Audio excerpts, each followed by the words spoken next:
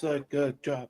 Oh, Boom! Ladies and gentlemen, we are live on a Monday night, kicking off another wrestling week, and we are ready to go again, folks. We are the Wrasslin for Life Network. This is WWE Raw. This is your live stream, your alternative commentary, your channel for fans by fans, and we are back at it again.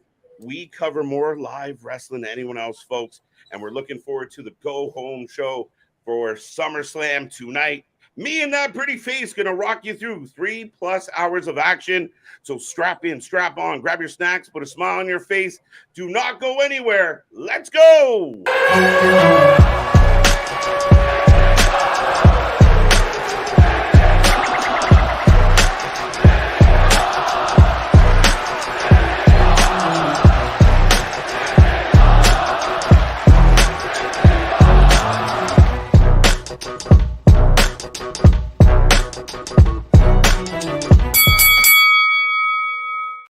Ding, ding, ding. We are live. We are live and rolling again, folks. Like I said, we're kicking off another week. I hope everyone out there had a lovely Monday, but we got through it. We're back and we're going to cap it off with a little bit of wrestling tonight. WWE Raw on tap. And like I said, the go home show for SummerSlam. But who's going to take you through all that action? Well, it's going to be us two. And it starts with me, Mr. KJ White, Mr. Every Night, the Iron Man of YouTube. ladies and gentlemen, boys and girls, children of all ages, the Wrestling for Life Network proudly brings to you its YouTube tag stream champions of the world, the Every Night Delight, KJ White. I am Big Nick, and yes, Grr Mondays, especially today, even though it's the go home show for SummerSlam. So, are we going to finally get a stipulation announced for Brock Lesnar versus Cody Rhodes? I don't know. We've got Seth Rollins standing in for Kevin Owens in a tag match tonight. Very interesting. I mean, I said it last night when we talked about it real quick, Nick, I felt like we've seen a lot of like Sammy KO, the Judgment Day, Seth, the Judgment Day. And I mean, granted, the prominent storyline on Raw, it felt like it was heading towards some type of tag match between Sammy and KO. Now, if KO is legitimately out, which the reports are he is, then I don't know what they do. So it'll be very interesting how they play this out tonight. Maybe KO isn't as hurt as we think he is, and he appears. I don't know. It's still interesting to talk about Kevin Owens. I know a lot of people say that you look like his kind of doppelganger, and fitting that you're both Canadian. But do we want to talk about the story that kind of came out with him earlier today? Sure. So it was brought up earlier. I'm reading the article from Wrestling Observer. So we're quoting good old Dave here. But no, I saw this from other places. Oh, my buddy Kevin Dave. Owens unsure about wrestling future after WWE deal expires. To where he admitted he's got about 1.5 years left on his contract. And he's kind of unsure as to where he goes from there. Like, I want to read a direct quote from Kevin. Yep. I really don't know. Owen said, I used to say I don't see myself not being in the ring for another 5 to 10 years. And if I said it right now, I'd be lying, because over the last few months, I have to admit, I don't know if that's true anymore. I look at things and don't know where I stand going beyond the next 1.5 years. So right there, that's when everyone's saying he admitted he had 1.5 years left on his contract. Yes. I know I want to be involved in wrestling. I know I want to be involved in WWE. So shut up, AW Marks. And I know, but Meltzer's already going to still report that he's potentially going to go to AEW. Yeah. And I know I have a place here. I just don't know where it is exactly. Maybe it's still in the ring. Maybe it's not. I don't know. Fair enough. I mean, the guy's a family man. He's got a lot to consider. And I vividly remembered covering streams when his last contract expired, and it was a slam dunk. Everybody and their uncle, including Uncle Dave, is going to AEW. He's going to go back to AEW. Oh, the Young Bucks are making little KO references on Dynamite. Right. He's going. And he never went. He took the money. Yeah. Apparently, it was somewhere in the neighborhood of $3 million. Per annum, and he ran. And so, is it a slam dunk that he leaves? No. Are people going to report that he's leaving? Probably. If the WWE try and lowball him, or is he going to do what we've seen other wrestlers do? And we talked about it last night, right? Where he's just going to leverage one against the other, right? Like, okay, WWE won't pay me. Maybe Tony will. Maybe Tony will give me a stupid Jericho contract, and I can just stand around in the background for another 8 years. See, I honestly, and I was going to make a segue of, trying to pitch towards talking towards the people, but I want to just say this real quick. I think with that statement, AEW's out of the books. Like, that's done now. That option's closed. And I say that not as trying to bash AEW or anything like that. I'm saying we've seen how veterans, when they go to AEW, how they end up. They still end up doing super high spots. We just saw Sting crash through a table off a ladder, all of that.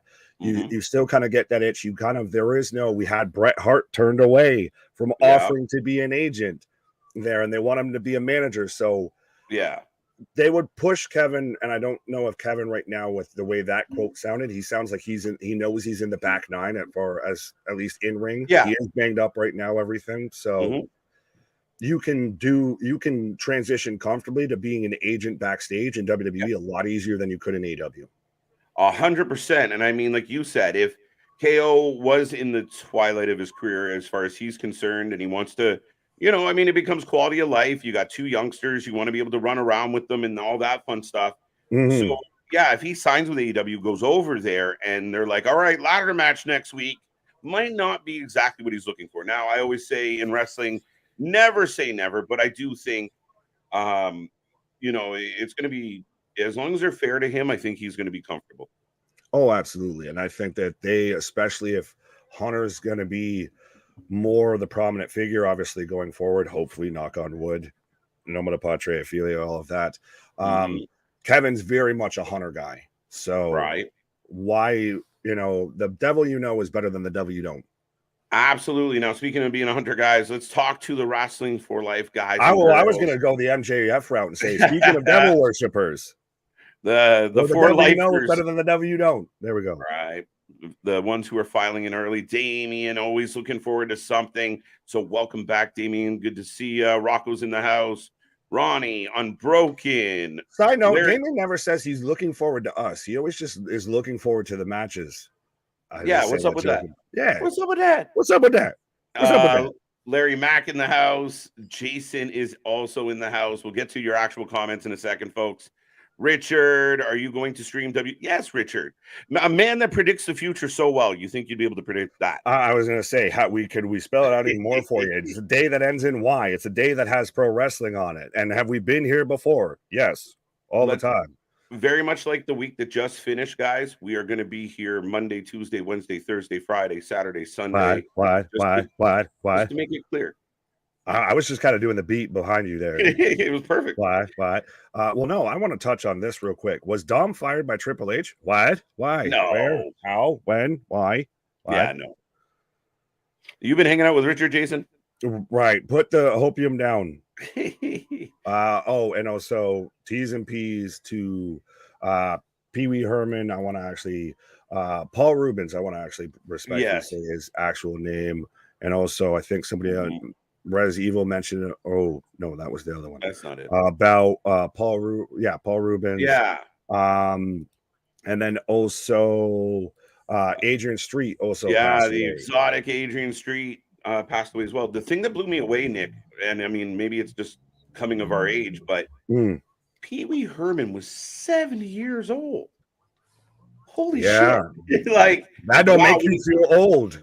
Yeah, when he passed, I was like, oh man, gone too soon. And then you realize, still gone too soon, but you realize he's in his 70s. You're like, what happened to me? That was my childhood, man. Right.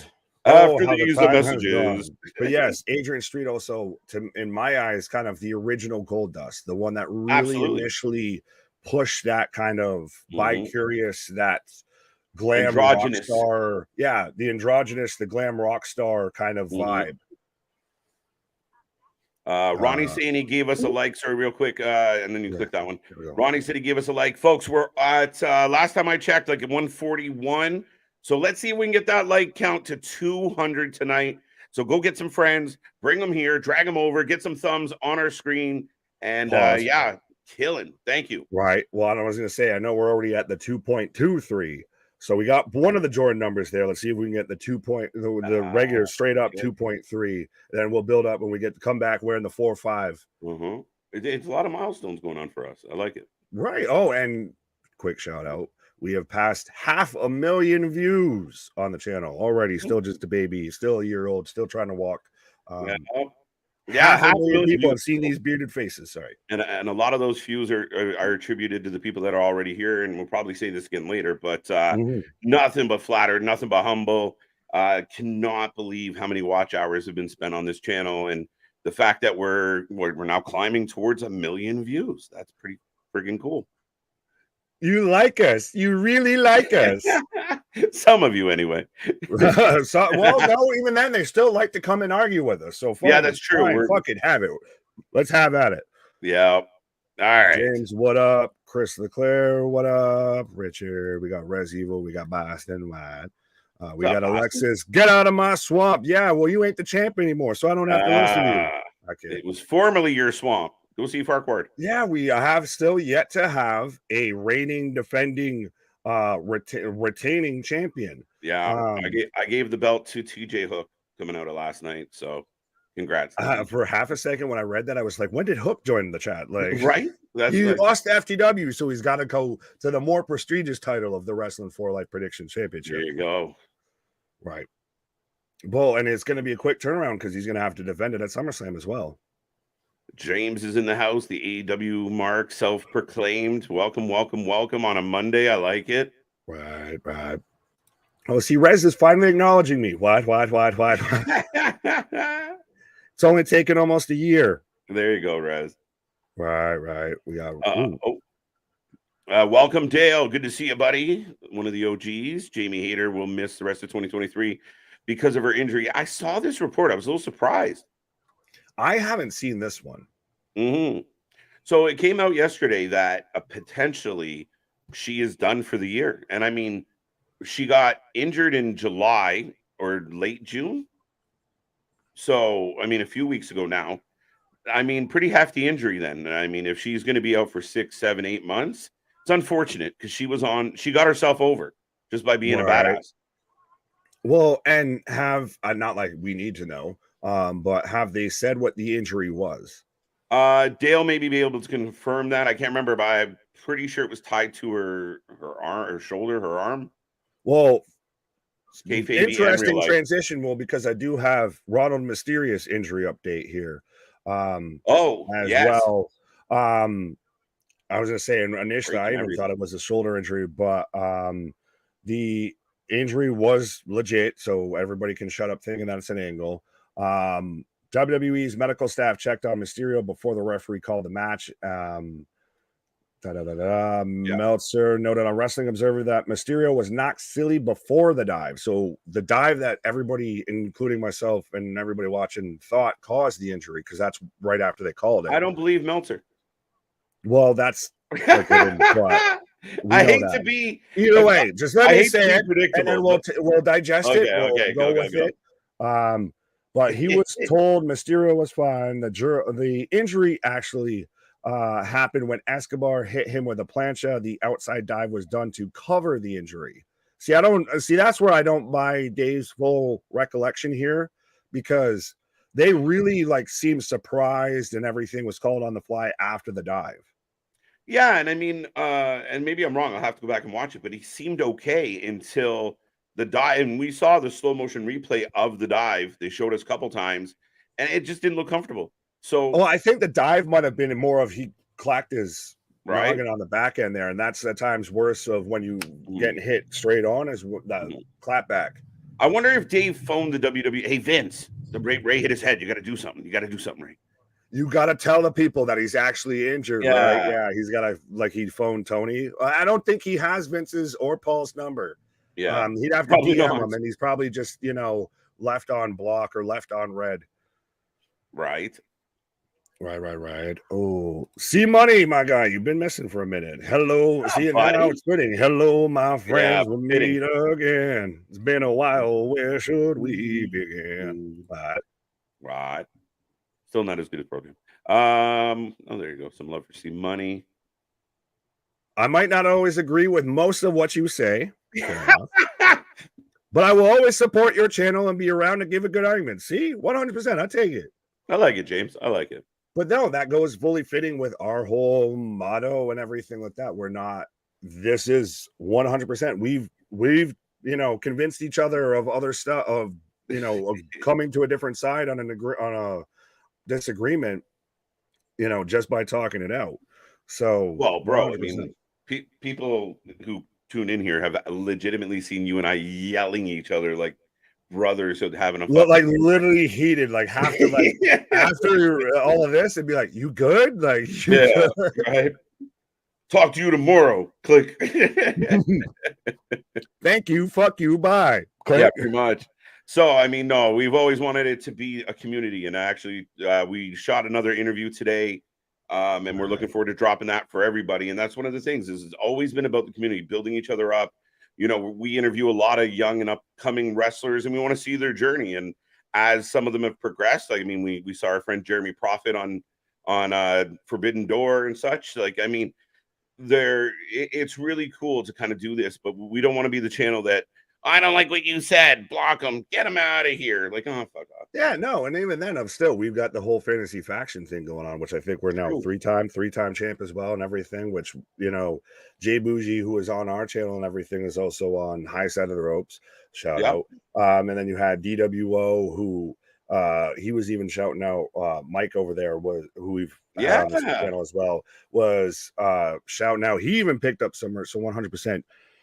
Be a friend, tell a friend, grab yourself some merch, grab yourself the latest, best, greatest pro wrestling threads, be styling and profiling. And I'm having a hard time keeping these vitamins down. What? Don't up, Chuck. Renegade Uncensored. What's up, guys? How you doing? Renegade? Welcome back. Richard. Although booking needs help, I also think the AEW women's division is lacking star power. They have Paige, Tony, Ruby, Shida, Baker, and Stat. Besides them, nobody else still needs to be built up. Now, quickly, Nick, it's funny because I read those names and I feel like at least half of them, if not all of them, with the exception of maybe Stat, are not as hot as they were before. They've all cooled off. Oh, I think that's not a women's roster exclusive type deal. Fair enough. I think that goes both ways with that. My interesting thought, and I guess I kind of halfway want to bring it up because she's a French Canadian and you're a Canadian, is Lufisto's kind of whole discussion and talk about that's kind of really generated around this of it's kind of being brought more to light, I feel, and it was a bit during the whole Thunder Rosa situation initially, that maybe AEW's women's locker room, it's not even a booking thing at this point. It might just literally be I hate to fucking say this, the toxic environment that exists in that locker room because there's no one to put their fucking foot down in that company. Well, and again, the problem as a boss being friends with the people that work for you. Like, you can be friendly, you can get along, you can have a social drink, you can not be a dick at the Christmas party.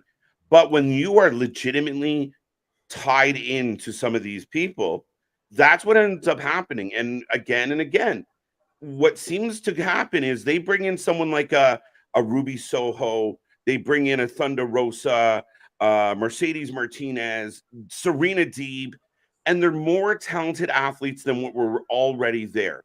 And instead of these athletes kind of getting over and building on their star, they kind of get pushed down. And we get we get repeat matches of people that we don't necessarily want to see. That's happening on the men's, we talked about it for months with the tag team division and FTR. The Bucks should have put FTR over, but it's that inner fighting, the inner toxicity, even amongst the fan base that are kind of turn on each other, that hurts the brand. As a fan, they need to get over that and push the right people. The toxicity of our city. But yeah, well, I think it really comes down to Tony Khan's management is pretty shitty when it comes to that. It really is. I think the cultures like that fester because no one puts their fucking foot down and there's no clear direction. So the inmates run the asylum. Yeah, and I mean, when you're trying to develop and grow and be your best, you want to win the championship, you want to be number one. And think about it, anyone out there that's ever been on a sports team, if you have guys or girls that are not being properly positioned, if your better players are sitting back for the coach's kid, And that's kind of what this is like, right? So, you know, you need a key out, and the coach's kids going in to fucking throw a pitch and giving up a fucking dinger. That's kind of what this is. You cannot grow past those egos because they hold you down. So what we're seeing on Collision is this blossoming of talent, letting people work, letting people go without pulling them back down because you don't want to feel left out. Oh, they're cheering FTR more than us. And that's what it seems like there's been a lot of in the women's division. And a lot of it's been around Britt. Like, she's the queen of that division, but other people are more experienced, more talented, and it seems to threaten her. I see. I get what you're saying. Just on the last part of, I just don't want to start going into pointing it at specific people, because I think it's when that shit's gone unchecked, really. For sure. So I think that's part of it. I don't think, if we want to talk about Britt, I don't think obviously she would be like that normally. I don't think that's how she is. I think it's when that shit's unchecked and you know you can do what you can do, you do what you do. Absolute power corrupts, absolutely. Yeah. So now I forgot the other point that I was bringing up here. But anyways, Kevin, what up? We got A-Town. What up? Yeah. What up? No, and just one last thing with that is that, you know, we talk about, I mean, the All Access show, right, really gave us an insight of, like, people were trying to move on, and Britt was very, very, like, mono focused on, like, grrr. And it was, you're like, wait a minute. Like, I mean, I don't think All Access should have shown some of that stuff, but it did speak to the kind of this, like, this go-getter mentality. Like, even well, she should apologize to the locker room, or she did apologize, but that's still not good enough. And it's not a good environment. They were accusing this woman of faking injured, and she's still out getting therapy. Kawhi Leonard. All I'm going to say. But there are some quick hot topics I wanted to touch on before. There is a point I wanted to bring up, and they all kind of seem AW bit centric here a bit. Well, no, we've got about 7 minutes before the show kicks off. James, real quick, says, I was listening to Maybe Busted Open over the weekend, and someone mentioned that one reason why WWE bring in college athletes is because they are used to working on teams. Interesting, but also people kind of went at Britt because it might have been taken out of context about how she was saying WWE tends to doesn't hire indie women's wrestlers. They hire people that go to the Performance Center and get taught the WWE way. Well, and it's funny because, again, there's value to that, though. And the easy way to dismiss it is the WWE way, but it's also the not break everyone's nose way. It's also not eat the tables way. It's not just have street fights to compensate for lack of experience way. And to whoever, James, right? Like, they have that team experience. They understand how to play a role. They're not always going to be the superstar, and they're athletic as shit. And we look at guys like Tyler Black. How much problems did they have with Tyler when they were trying to get him to be Seth Rollins? And he kept going back to his indie habits. So if they get him without those indie habits, it's even easier for them. Well, and I'll tie it in with this of anyone that's played a team sport or been a team athlete or anything like that. Anytime you go to a different team, you tend to have to kind of learn their style, learn their way, learn how the system runs. So why not, if you're signing somebody and you're investing in them, it's the same thing with any team that drafts somebody. You're going to try and teach them your system, your way of doing things. Well, let me ask you a question. Who would you rather have on your roster right now? Tiffany Stratton or Sky Blue? Oh, fuck. Right? I thought it was going to be easily Tiffany. Shit. You thought wrong. But yeah, you know, so Tiffany, because she's more of a complete package. She's more of a blue chip prospect than Sky Blue, and I don't think. And who's going to be further along in their development in 2 years, Sky Blue or Tiffany? And Tiffany, the way she is now, we saw how fast she's growing in the system.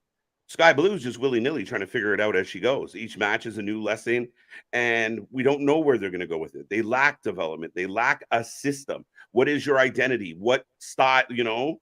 Oh, we're a smorgasbord. Great, but what's the fucking plan? Yeah, that's the thing is you're not giving talent any direction, so at times they just don't pick one.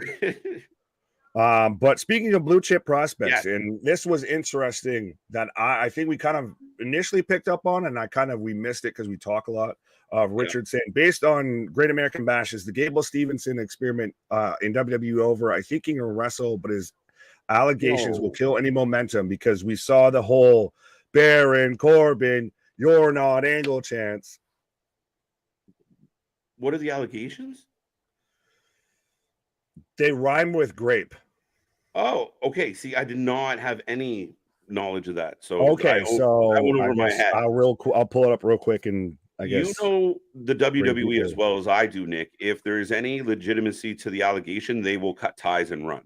They want no part of it. They don't want to be connected to it. I mean, Vince McMahon. Well, I mean, unless you're fucking one of the unless you own the fucking unless they grandfathered it in. If you're right, grandfathered literally. Right? But we saw it with with Zachary, and we've seen it with other. These are okay. So it's from 2019, and it's it's more SA than grape. Okay. So, but either way, it's not good. It's not good. And I think that's why you saw a lot of people get really vocal last night, and I feel awkward that we didn't even fully catch it because, like I said, I was watching replays and everything, and you're not Angle, clap, clap, and I mean, they were also giving him the business. But you also felt, and I agree with you, is the fact that they were protecting him. They gave him kind of that soft match for that reason, and I think at the end of the day, if there's heat with him, I mean, if he clears the allegations, which I don't know what they are, I don't know what the circumstances are, whatever, then I could see the WWE doing with him what they did with Angle. Okay, you thought you were going to be a babyface because you're a national hero? No, you're going to rub it in everyone's face and be a heel. Oh, that's interesting. I see where you're going with that, though. But he has to clear. Right, yeah. A-Town saying he was invited into a Beards and Beads party, because I'm not going to read the other word because I like being on YouTube. Party this Friday on Bourbon Street, Vlad. Vlad, go ahead then. You read it. I think boobs. We say far worse. Okay, I don't. Fine. But a B&B party. There we go. On Bourbon Street. Defending predictions champion is in the chat. Oh, there goes our plans for our parade on Bourbon Street. Oh no, we can 100%. Well, he's got the oobs. He's got the oosh. He's going to an oosh and beards party or beads party there for Maxine Dupuis. But we got about 3 minutes. Last thing I wanted to touch on quickly is where were you? Where were you? God damn you. Paper champion. No way. Do you see that moonsault? It's gorgeous. Prettiest moonsault ever. What's up, Bobby? How you doing? Welcome back. Yeah, we are momentarily going to kick off WWE RAW tonight. So that's what I was going to talk about. Oh, light bulb. There we go. The carousel went around. 1 second. Real quick. Oh, okay, shit, we're at 8 o'clock. God damn it. Well, wait till the commercial. All right. I'm getting In Memory of Adrian Street, 1940 to 2023. I am still getting the end of Chicago Fire because YouTube TV sucks. So let me know when you get Adrian on your screen. And again, T's and P's to the entire family. Like you said, Adrian was kind of that guy that set the groundwork for a lot of people that came after him in that. He was early Goldust. He preceded Goldust. He was, the Billy Graham to Hulk Hogan. No, I got. Then I. You passed me, you dink. You doink. I got doink. I got now doink. You got now, so you got ahead of me because you were talking. I got forever. Okay, I will always be talking forever. Forever. All right, so we're getting the opening all together. Folks, Raw is kicking off. If you are just tuning in, that's Nick. I'm KJ. We will take a prediction on every match. We will take a rating out of 10 at the end of the show. So stick around to the end. It's going to be a fun one. Make sure you hit like. Make sure you hit subscribe. We're heading towards 200 likes tonight, so keep it up. Oh, well, I was going to say, and speaking of on the way to and on the road to, we're on the road to SummerSlam. by the way. Oh, and we're in Houston, Texas. Houston. The stars at night are big and bright, deep in the heart of Texas. Yeah, we're on the road to Detroit City for SummerSlam. So, like I said, do we get a stipulation for Brock versus Cody announced tonight? I feel like if you were going to do a stip, why not announce it last week or the week before? Well, all right. So, because speaking of announcing things, like I said, I guess, by the way, of when we get to commercial, I think there's another company that it's interesting on if they have or have not announced things. So, spoiler alert, teaser alert. Logan Paul opening Raw. Now, how do we feel, or how do you feel, I should say, with now he's already kind of been announced for the same card as KSI, like after this, like I don't have a we know he's going to be going to boxing for a bit here. Yeah, it's he's going to take a match. I mean, again, could he make appearances in and around training? Maybe. Is he going to have a match? Probably not. Does that mean he's going to lose? Probably not. This is a little bit of an exception because it's not necessarily go home, right? Like I imagine he will be back. I imagine his contract was based on appearance. So they could technically have him win and just when he returns, remind you he's a winner. He has lost what, twice now? Yeah, and I think he can still eat the L because he can still just be an annoying douchebag. And he can always say, "Oh, I came back and win at boxing, which is a real sport." Yep. To me, it comes down to who is worse off from taking the L. Is it Ricochet or is it Logan? I'd like to see Rico take a win here. Yeah, that's who I'm. Spoiler alert. Early prediction for me is Rick O'Shea, my favorite fighting Irishman. There you go. There you go. But yeah, we're getting a call out for the pay-per-view on Saturday. We will be here live at 6:30 p.m. We go on early. We go on before their show. We are the pre-show to the pre-show and then the whole damn show. So do not miss a minute, folks. We will be here for all of it this Saturday.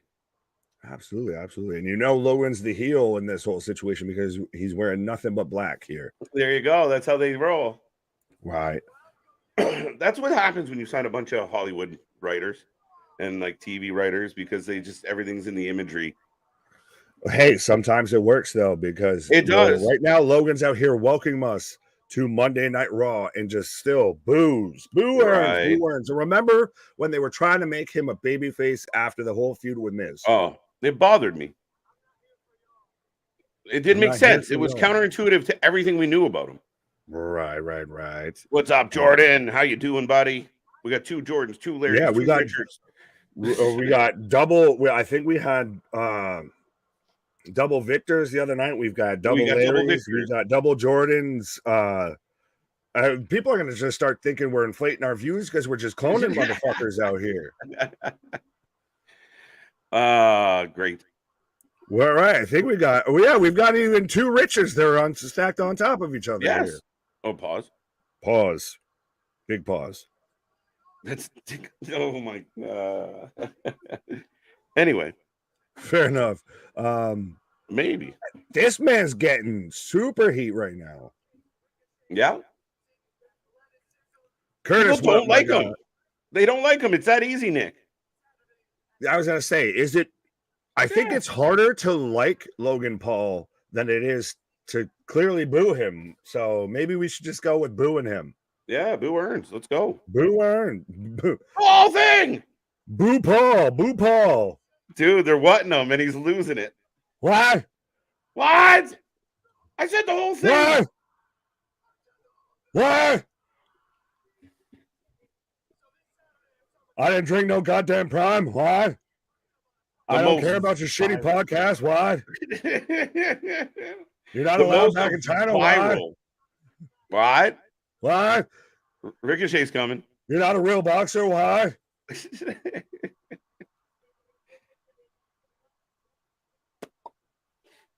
Big paw for Ricochet. I like it. Right. Well, speaking of big pops, we got Curtis out here saying Wrasslin for Life family. Acknowledge KJ and Big Nick by slamming that like button. What? Hit that subscribe button, hit that merch store button, all that while they're there. Hit the membership button. But by order of the Prince of the Mid-South, Prince Curtis, blah, blah, blah. Oh, we're actually getting like Ricochet. We're getting some actual Ricochet chants.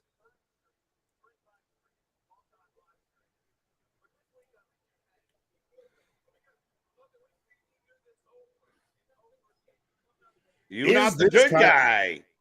Who's what? Oh, well, I was going to say, is this the kind of the best Ricochet we've gotten so far? Yeah, because they're highlighting him. And again, I think Logan Paul being so naturally heelish, it works well. It's a nice balance because Ricochet might not be the most exuberant promo, but they want to cheer him against this guy. Oh, absolutely. The enemy of my enemy is my friend. Huge pop for Ricochet, says Boston. TJ. Oh my God, is that? Where was it? Ronnie out here saying, I'm now officially a WWE ref. What? Prove it, Your Honor. Prove it, sir. Dun, dun, dun. Terrence out here. How in God's name does the tall idiot get a job in WWE? He's good, though. He's good for business, and he's good at what he does. Well, and you've heard, I've at least seen to where Hunter said, like, he's almost having to batten down the hatches against celebrities wanting to be involved in WWE. Now, granted, I don't fully believe that, but still. Right. We saw the homie there, what's his name? That was using Nakamura's theme, trying to get on that Bad Bunny vibe. Right. Hi, everyone from the great state of Maryland. I feel like there's a song in there somewhere. No, I'm more of, well, I was thinking of like The Wire and shit like that. That's most of what people think of Maryland. They think of Baltimore and everything. So, I mean, shout out the Ravens. Ray Lewis still terrifies me. Same with Ed Reed, but yeah. How you doing? Never fear. The other Larry's here. Larry S is in the house. Good to see you, buddy. Welcome back. He's here with a big bowl of pasta and meatballs. Pause. What?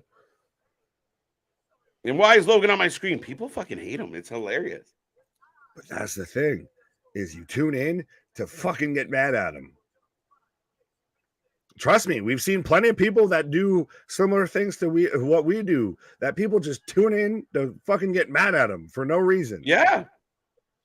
But now we're getting the replay. Still, the replay of that crossbody spot from last year's Royal Rumble, just instantly right there is just shut up and take my money. They took the Ricochet and Carmelo spot because they did it first and just did it better. Sorry, I got caught up reading. They say the bad guys wear black, were tagged and can't turn back. I started going into the Johnny Cash. Now you right. Oh, I always see dark colors on my back. Yeah, people don't like Logan Paul, but I mean, if you looked at these two guys stand next to each other, you're like, who's the wrestler? You might guess Logan Paul just looking at them. Not that, the other Ricochet's in bad shape by any means, but he just looks like a big dude, like a big. Yeah, but he also looks like the type of guy you want to just punch naturally in the face. 100%. He has a very punchable face. Oh, huge. That grin, you just want to smack it right off his face every time you see it. He does look a little bit like he should be going like dun dun dun dun dun backstreet. Oh, and he's calling out his ring announcer girlfriend. I forgot her fucking name. Sorry, Mea culpa. I forgot every ring announcer outside of past Lillian Garcia. Samantha? Yeah, that one. Ricochet throwing bombs. Ricochet. Chef's out here taking Z's, I guess. Oh, James letting us know it was Uzi Vert. Aaron, what up? Chef, what up, though? Wrestling for Life. Bye.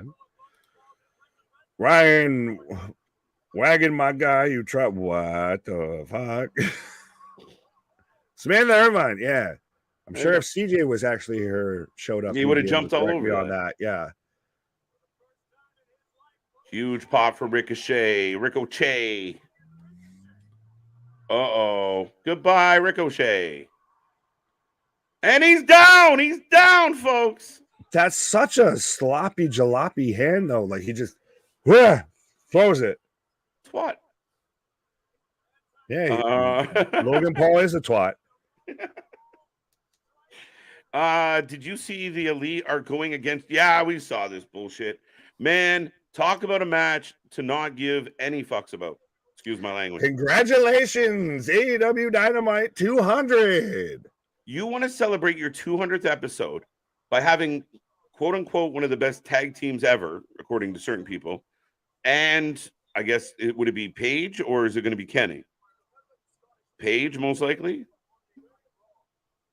with the Elite. You're asking me to give a fuck, and yeah, sorry, the give a fuck is broken today. Yeah, with this whole match, because I thought we were done with Jeff Jarrett and all of that. Like, your highlight for the Elite, your EVPs of the company, is to go with the EVP of TNA and Global Force Wrestling. The fuck are you doing? It's confusing, Nick.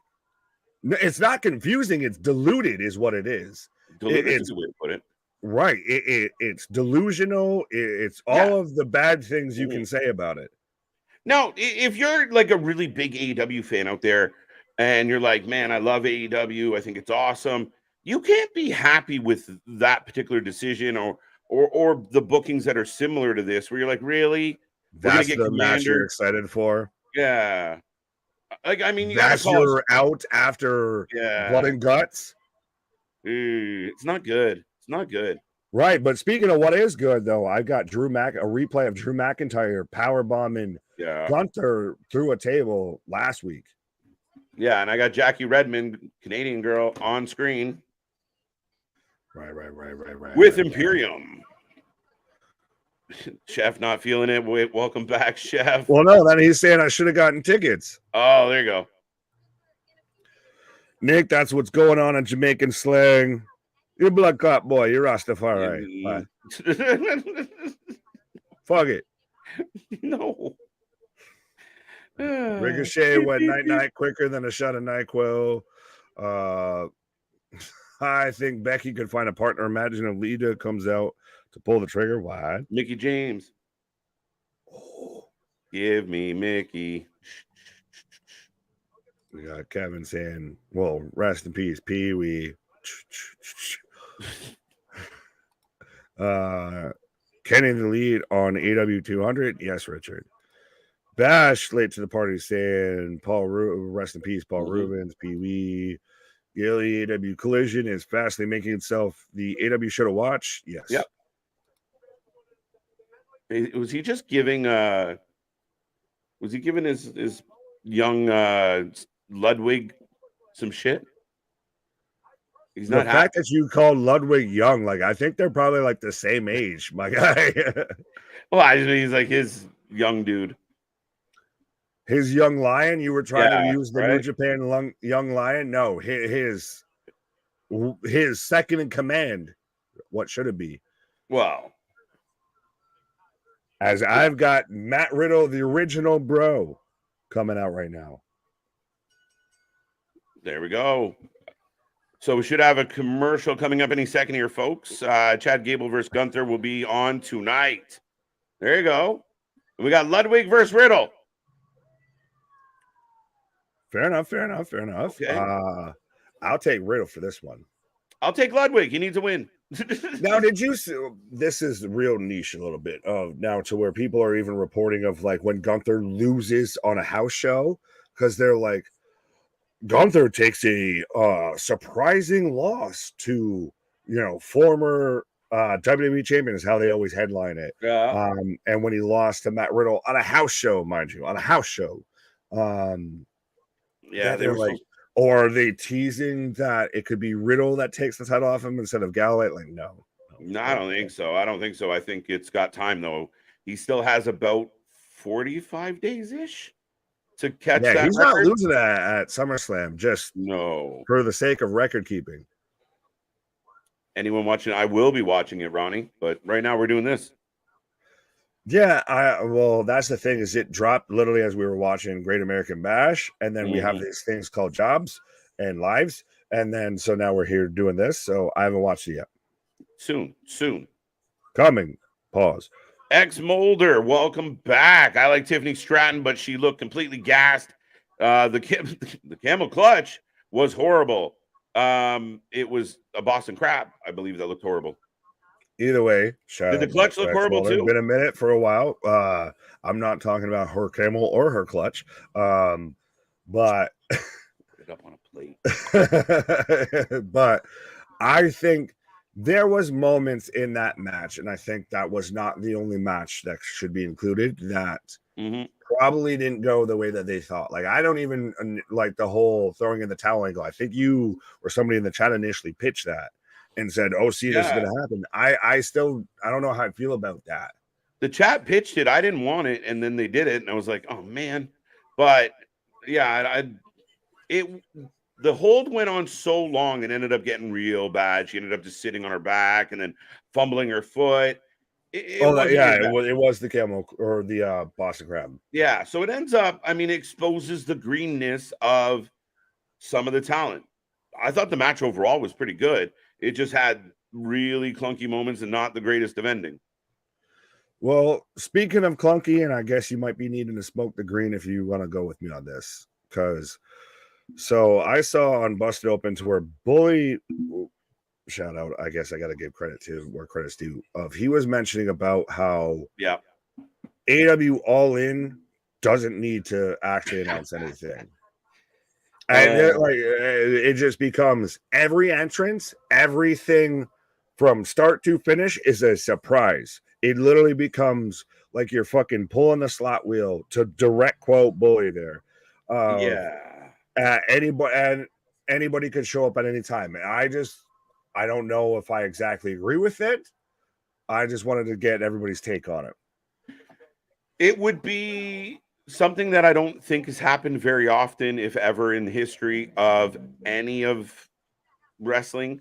But I get where he's going. He just went a little too far. Come on. You're still going to want to build excitement for the people that actually paid the tickets. They want to know I can't wait to see so-and-so. But you can leave some surprises, and Tony sucks at leaving surprises. So I hope there's some. It is. And I guess this might be halfway fitting because my name is Big Nick, but is this not the definition of big dick energy, of literally I'm going to go out there and I'm not going to announce anything because I know I've already sold this amount of tickets. I already know this is going to be known as the show you want to tune into. Love it or hate it, success or fail, you want to tune into it. So everything is going to be a reaction. And if you literally know nothing going in, and it becomes literally a fucking slot machine. I have Tony sit there and literally pull a slot and it rolls up with this person versus this person in this match. You go full Taboo Tuesday, Cyber Sunday, all of that. You know what? One thing why that's not a terrible idea, in addition to everything you just said, it would be and again, everything about this whole situation was ballsy. The fact that he booked Wembley, the fact that they're pushing 80,000 tickets, it's been ballsy. But I like C-Money's comment here is Big Nick energy, not big expletive energy. It's Big Nick energy. There you go. And in that regard, I think that Tony now has to avoid criticism, or he's trying to avoid criticism. So if you don't tell us we're getting Jericho and Ospreay until the night of, we can't bitch about it for the next 3-4 weeks, right? Yes, but you also do avoid any sort of build and compelling. Like, that's the WWE right now is the antithesis of that right now. If there is so much storytelling with everything of it is the MCU of pro wrestling. If you've missed a chapter in the Bloodline storyline, you need to do your research, and you need to go and watch a couple other YouTube videos that have explained this and this and this, or they could go here, there, and everywhere with it. I think that would be my biggest criticism of that plan, is, like I said, you need excitement going into it. And if it's a series of spot matches, yeah, we're going to enjoy the show. Each individual match would be good. But when you have that story behind something and then you put it in front of 80,000 people, that's where your biggest payoff is. And Bully should know that, right? Like you need it to get to that fever pitch. You want to talk about a fever pitch? Imagine, and this just literally it came on me like a bad idea. Pause. Imagine, even if I'll sell you on Tony Khan's literally sitting there with a fucking slot machine or whatever, as what predicts the matches and everything, and it rolls up CM Punk, FTR versus Kenny Omega, Young Bucks. He's not, like I'm right. But that's the thing, is that is the ultimate trump card. That is the ultimate Big Nick energy move you could do to fucking on your biggest show on what you have. I disagree. At this point, if you want to go all in on your fucking company, that's what you do. I'm not saying it in exactly that way, but I'm saying you need to pull the fucking trigger on that eventually. And I'm saying that just an absolute blind show, spontaneous, because you instantly know everything that goes with it. You don't need 6 months of a build for that because you already fucking know it. Yeah, you have dirt sheet records to tell you that. Trust me. And the fail safe becomes the fact that it's not going to fluctuate anything. And if your ticket sales are what they are, I mean, you already got them in the door. Your pay-per-view buys are going to be what they are. I mean, again, you can't fail at it. It's just, to me, I don't know if it's enough. Some people would say lazy booking. It's one of those. And what do you do with your weekly show? No fail. Yeah. Pause. Yeah. Hello, John. How are you? Pause on that. I heard Tiffany suffered a concussion during the match. I don't know if it's true or not. I have not heard that report yet. So I have not heard that. I don't know who you heard that from. If it was Dave Meltzer or Brian Alvarez, I would check your sources on that. I'll let you read this one. How you doing, Buffalo, New York? You guys got some excellent wings. I love your wings. Okie dokie. But yeah, no, 100%. Buffalo is the home of the Buffalo Wing, and let's go, Buffalo. Right. As by the way, we do have Riddle and Ludwig going on, as we just, like I said, that's why I wanted it to go over a commercial, and we cut the end and just rolled through it. Right. Oh, into the post. Riddle in trouble, folks. Yeah, we talked about this. Is Gunther winning at the live show. Right, Ludwig Kaiser for the win, says Alexis. Matt, good to see you. Good to see you. He's tired. I'm tired of Riddle versus Imperium. Been doing this for weeks. Riddle needs something new. Is that because your name's Matt? You're just tired of watching another Matt lose? Yeah. My thing with this, Nick, is he was pancaked. Like, he didn't just lose. He got fucking beat up. So the last time Gunther did away with him should have been the last time. You know, he should cross the street if he sees him coming the other way. I don't know. I mean, he called out Goldberg, Brock Lesnar, Seth Rollins. Like, right. He's kind of built on being a dumb character, and you want him to have sensible thinking. Like, why? Right, fair enough. I'm just still waiting for. I hear voices in my head, and you would imagine if he's going to keep an RKO. You imagine that the actual, like, the MJF Adam Cole hug into an RKO. Right. No, I mean, we've been asking for it. We've been hoping for it. Lots of rumors swirling around who could be at SummerSlam, but I mean, tis the season for rumors in that regard. Right. Rocco says, so the 200th episode, you got Jericho, Jerry Lynn, and Double J. Yeah. I was going to say, you have the 4 J's of the apocalypse there. Again, I think this is kind of speaking to what we as AEW fans are hoping for improvement on. Is it's your 200th show. Why is it not, like, you know, take those? Jerry Lynn's the exception to this one, but get Double J out, get Jericho out, or give them something to fucking do. But highlight your company at this point. No, not even exactly highlight your company. It's why is no one under probably the age of AARP booked like in a prominent angle. That's the thing. No tag team division, the women division suffering, and we continually we got Jericho 3 times on a show that he wasn't participating in.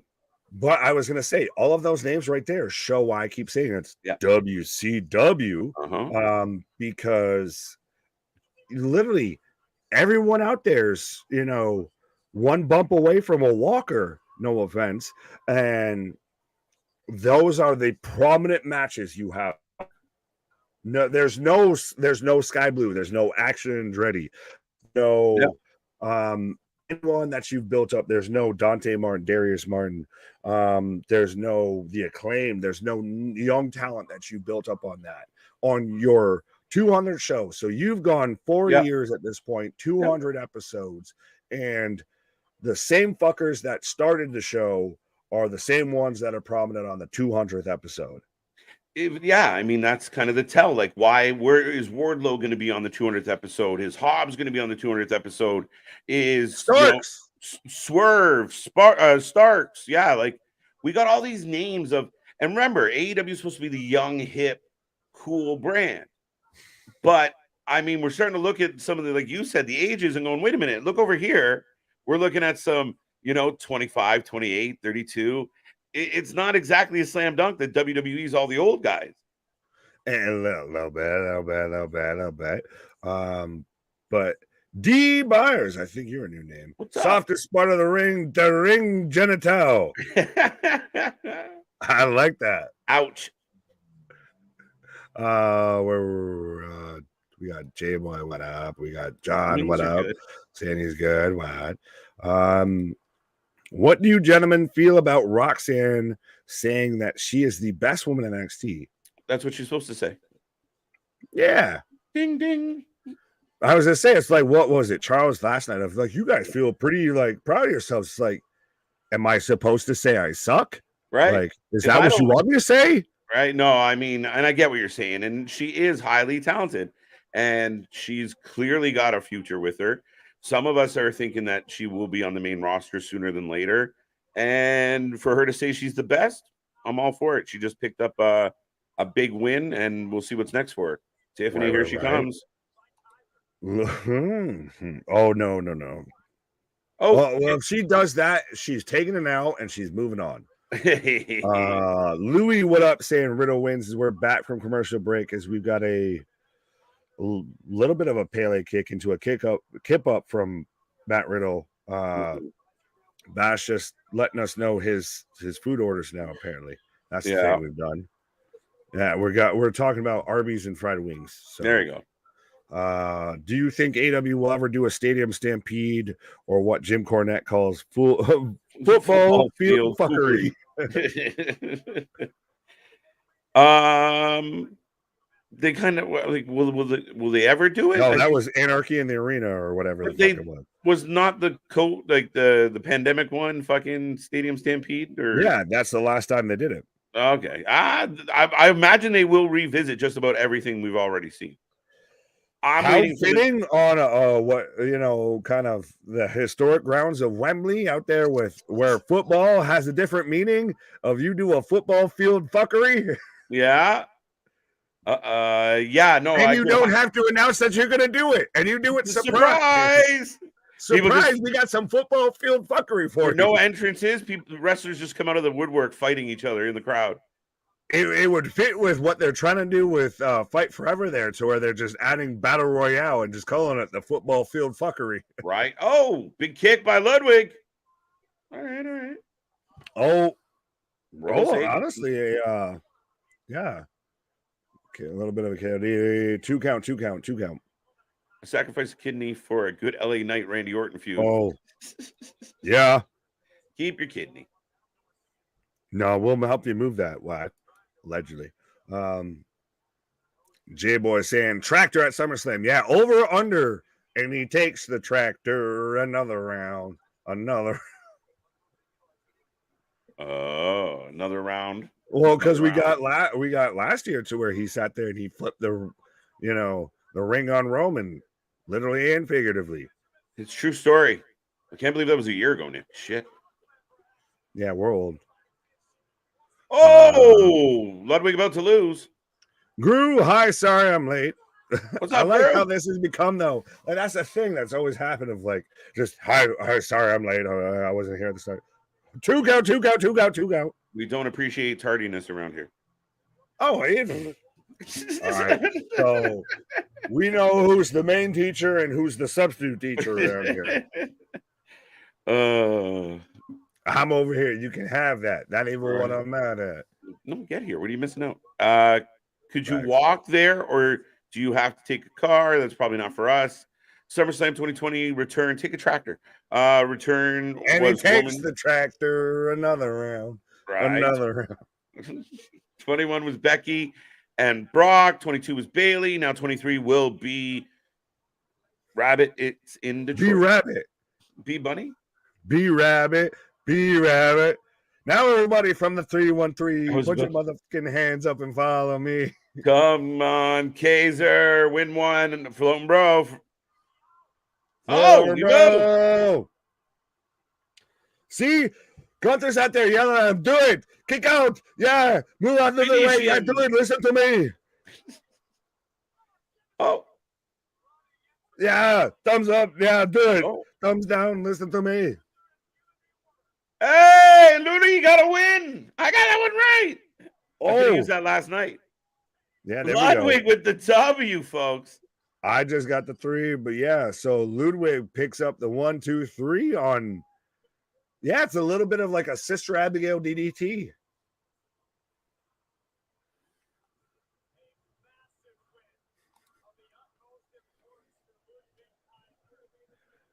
He heard me. He heard me.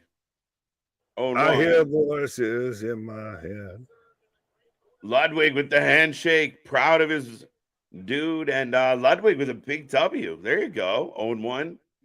I'm curious. Why not just put him in a couple tag matches? Let him get tag wins. Who, Gunther? Is that possible? No, because then what do we do with the bald one? We need the bald one. Put them in their tag team and let them have tag team matches. Yeah, well, wait. No, you want a trios then? Are you talking about adding Gunther into it? No, I just want to use Fabian and Ludwig. Imperium as a tag team. Yes. Yeah, they did. With, Sammy and KO, and then we're letting that chill for a minute, unlike we're doing with the Judgment Day for some reason. I would just like to see them fucking be a tag team. We need tag teams. I'd rather see that not in a Valhalla versus Maxine Dupuis. Oh yeah, here we go. On that wonderful note, yeah, you saw after these messages. Right, he's about to shoosh on out of here as we've got Maxine of, fresh off of her extra work in the Barbie movie here. If you did your whole Barbenheimer fixation here, that's what we've got fully with this matchup. We've got Valhalla out here with the tilted fucking Viking headdress out here, taking on Maxine Dupuis, and that's what we've got coming up next. Alexis is 1-0. That was a crazy DDT. That was a brutal looking DDT. Almost looked like Riddle's head actually hit the mat. And it's funny because I don't even know if Riddle would notice. But up next. Yeah, KJ, you took a pause.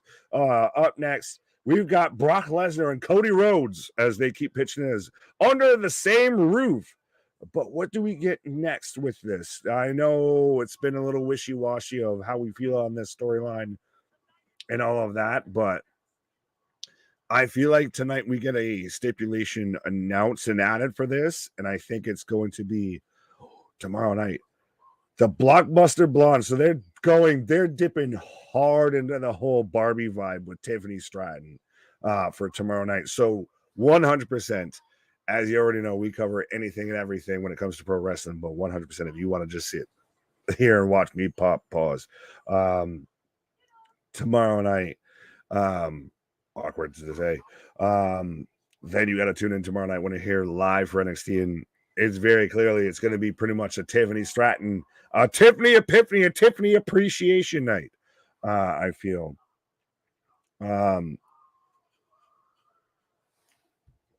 I forgot where I was initially going as I'm in commercial break right now. Oh, about the stipulation for Brock and Cody. If we get added tonight, that it's going to be like a strap match, which is kind of what I think we all kind of collectively feel it's probably going to aim to, or a dog collar match. I feel a strap match might be a bit more fitting of it, even if they still do to where they're actually like hooked up together, even if through the wrist or through the neck or whatever, but or a bull rope match.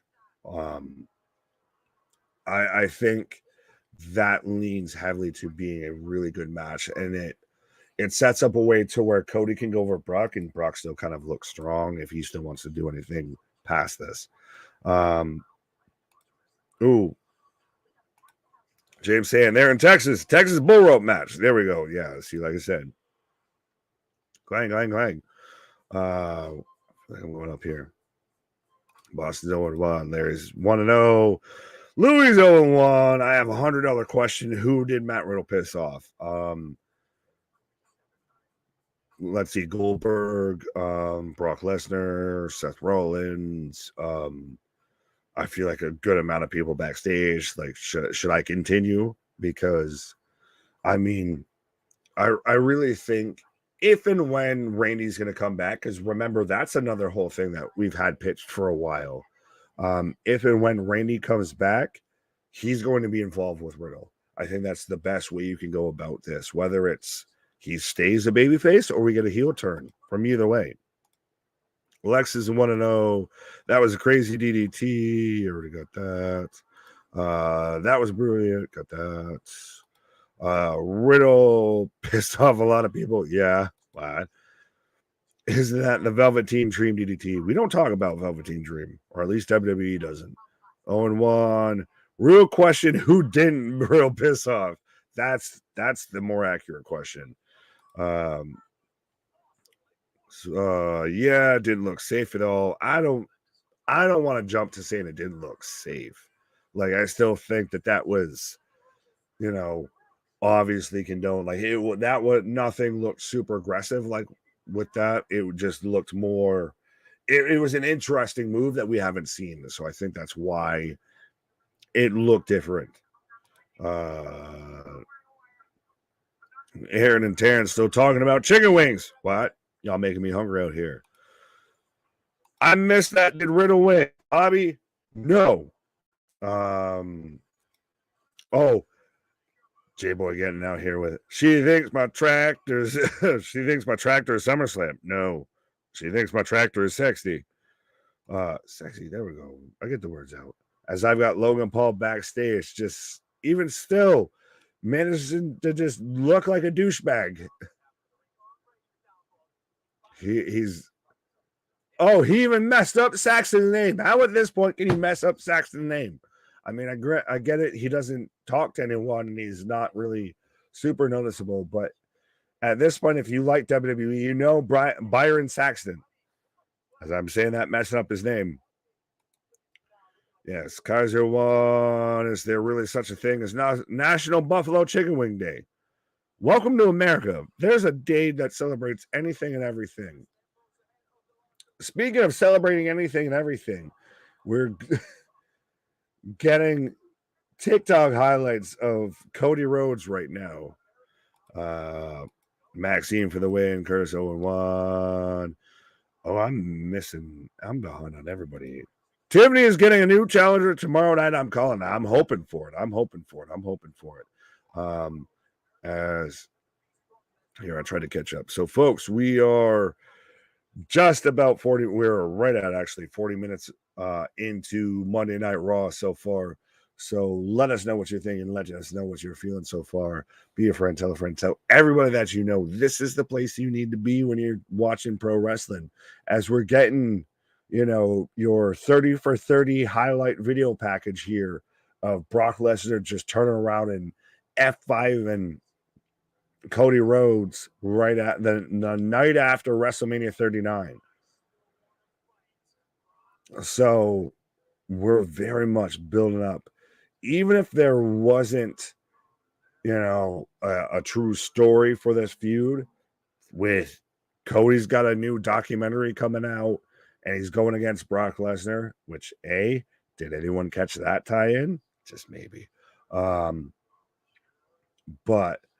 they're 100% going to build this up in the most cinematic way that they could. Like, this could literally, especially if this gets added to stipulation, like we talked about, a strap match, a Texas Bull Rope match, a dog collar match, anything.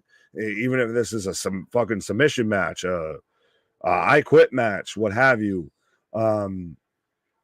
This could be the main event of SummerSlam.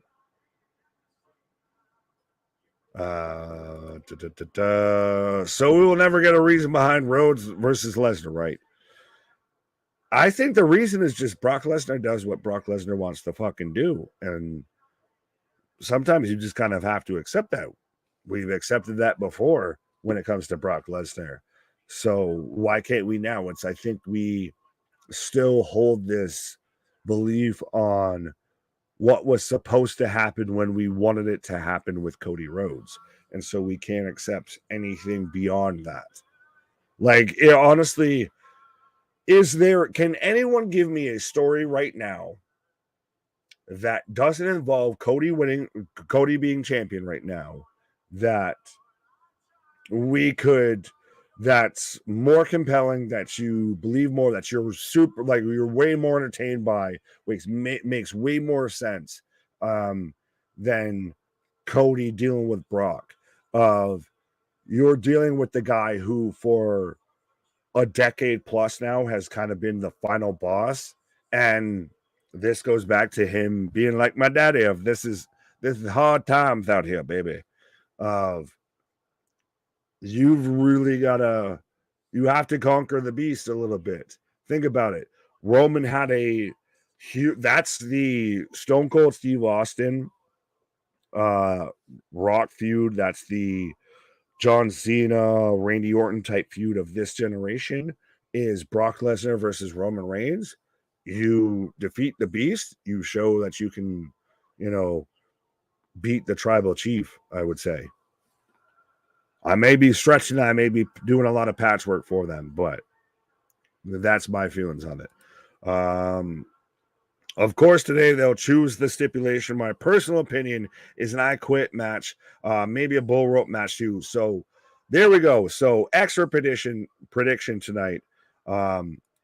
This package is deep. Pause. Yeah, this is 100%. This is what WWE does best, is fucking video packages and hypes. And as just me personally, as somebody who always was interested by this, like wanted to do this type of shit and everything growing up, it's so good. They do such great work when the saga ends. Yes. So speaking of the saga ending, folks, give us your prediction. And you can do it as a super chat, 100% of if you're taking Brock Lesnar or Cody Rhodes, of which way you feel like you go with this, or let us know with a super chat of who you would have rather seen Cody go against versus Brock Lesnar, not as champion. But I'm sure no one's looking at this and no one's thinking champion, as we've got Maxine Dupuis with the Alpha Academy. So she's still got hose around her chesticles there. She's still got the shoes bra. So we had all of that to build up to this. Just for fuck's sake, just have that, and that ends and goes into commercial. And then when we come back from commercial, fine, you fuck it. You sold me on it, and then you sold me on a fake bag of goods here to where we come back and we've got Maxine versus Valhalla versus, you let me know out of the gate here. I'm not going to be super excited for the rematch to end all rematches. The managers implode here between Maxine Dupuis and Valhalla coming up. Wait, what? You can't pass out from a Kimura. You can pass out from pain tolerance. You can literally pass out to where your brain just shuts off because it's taking in too much pain. So yes, you can pass out from a Kimura. It's not common, but it can happen. I get what you're saying. I get where you're trying to go with it. But You're not fully accurate, boss. That video package should have had another bunch of dust, not the song they had. No, that was 100% the video package that they need for that. That was, trust me, don't worry, we're gonna see that on the SummerSlam pre-show when we're here live, even a half hour before their pre-show. But trust me, we'll see that 100% again on the SummerSlam pre-show, because that's the way you build up to that match. Dale saying got Maxine for the win. Terrence saying Maxine lose this one. Cody versus Triple H. If Triple H could still go, there's this thing called, heart palpitations. I know we joke about, the Elizabeth. I feel like Hunter might be out there. Stephanie. Halloween. That was a really good vignette for it. Yes, 100% Joe Black. What up? Shout out. Bold prediction, but Maxine, I don't think that's a bold prediction at this point. Honestly, she's already 1-0 over Valhalla, I feel. Oh God, Sarah Logan is about to wrestle. Time for a pause for the cause. Speaking of coming back from a pause for the cause, I timed this so wrong. I was so mad. All this extra shit. So right? Ah! Nick's gonna take a pause for the cause, folks. We are in a commercial break. We are heading towards Sarah Logan taking on the Shoosh lady. So Maxine for the win. I'm not sure what ones Nick got and didn't get. But yeah, I was trying to time it that I missed this, but they put a whole bunch of filler in. Thumbs up or thumbs down on the vignette for Cody and Brock. I know some people have asked a lot about what is the reason? Why is this happening? Why is Cody and Brock brawling? And I know Nick said because Brock does whatever he wants. But I mean, again, if the simplest of reasons, right? Like Cody came back, got a whole bunch of love. Brock's been here doing his thing, and he didn't like it. So he's putting the returning superstar in his place. Works for me. Who cares? I mean, overall, the story has been pretty good between the two. I know some people don't like anything that Cody does, but at the end of the day, I mean, it's been a story. And on Saturday, the saga will end, according to the vignette. And we'll see what that means. We'll see what it looks like. We'll see how this plays out. I'm convinced, I think a lot of people are convinced that, Cody's going to close this chapter and continue on the climb to the championship to get back to Roman. So we will see. Video package was emotional. Yeah, I was a little surprised they went with something softer like that. I was really surprised, but it had a feel to it. It felt like, again, you kind of expect, I think someone else suggested, kind of more, another one bites the dust or something more upbeat. I thought maybe something with a little aggression to it, but I mean, I was really surprised. I thought it was a good vignette as far as building a match and getting excited for it. It feels marquee. It feels big time. Two of the biggest stars in the company and arguably two of the biggest stars of the last while in wrestling. So yeah, let's go. We'll see how this plays out. They are showing that Cody Brock video on NXT, SmackDown, Dynamite, and Rampage. Not Dynamite and Rampage. They are full of the elder statesmen. Triple H is a businessman mode. He's long retired and wrestling ring, period. Yeah, listen, as a giant Triple H mark, I would love to see Triple H get in the ring. But I think once you get a pacemaker, it's a little tough to do so. And so I think that ship has sailed, and he's really focused on trying to bring his vision to wrestling. If he could just get the old man out of the way. Thumbs up from Gru. I like it. Corey will announce there is a part 2 to the Cody segment. Is that real? Because it wouldn't surprise me. For the naysayers of the Cody Brock situation, they're going to say it was dramatic and ridiculous and blah, blah, blah, blah, and Cody's hair's too blonde and Brock's tattoo's too big. But Valhalla is in the ring with the Vikings. I like the video package. So overall, pretty good reviews from the crowd. Dusty didn't want to push Brock Lesnar. Ding, problem solved. There you go. I don't care. Like Nick said, it's Brock. Like, we've seen Brock show up time and time again and just beat somebody up. And everyone sits around and goes, well, why did that happen? Wow, Valhalla with a drop kick out of the gate. I love the video package, so Damien's happy. Anyone with me about the song? Anybody agree with Larry? Another One Bites the Dust, I think it was. Name of the song was I'm Cleaning My Potatoes by Vince and the Stand. I like the video package of Brock Lesnar versus Cody. Thumbs up.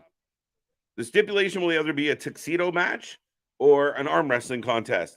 I don't think so, but it would be highly entertaining if they came up with one or the other. We all know Maxine Dupree is going to lose. Could she steal a win here? Like, this has been ongoing back and forth. I don't know. Again, it's a kind of the comic relief of the show at this point. Could she steal a win? I went with Ludwig earlier. I might go Maxine now. But yeah, she is manhandling Maxine. So I would have loved to see H versus Cody feud. Yeah, I thought even, I think Bash, there's a bit of an opportunity still, because you could technically have Triple H on TV, even though not saying he would split his focus, but you could have him on TV and lead kind of a charge against Cody, right? Kind of like he did with Daniel Bryan, that kind of vibe to it. You know what? I didn't miss the fact that you busted up my throne. Neither here nor there right now, but I mean, it's possible, but it would have been really cool to get them in the ring, kind of to settle the score. Cody will announce that Corey will announce that Becky Lynch will be picking her partner. Okay, Richard. Big pop for Otis, who's up on the apron gyrating. I think you guys just got a visual into what it's like to be with Otis. Here comes, I guess, a worm. It's more like a hinge. Good call, Corey. What's up with WWE and people not wearing shoes? I guess there's a lineage of non-shoe wearers in the WWE. I guess it just is, if it plays to the character, that's what they go with. And I guess Valhalla says, I don't need no shoes. Crossbody. Oh, Eric not having it. Otis grabs Eric. Ivar swinging. Gable on the... Oh, we're going to get a moonsault. There it is. Big moonsault by Gable. Everybody down.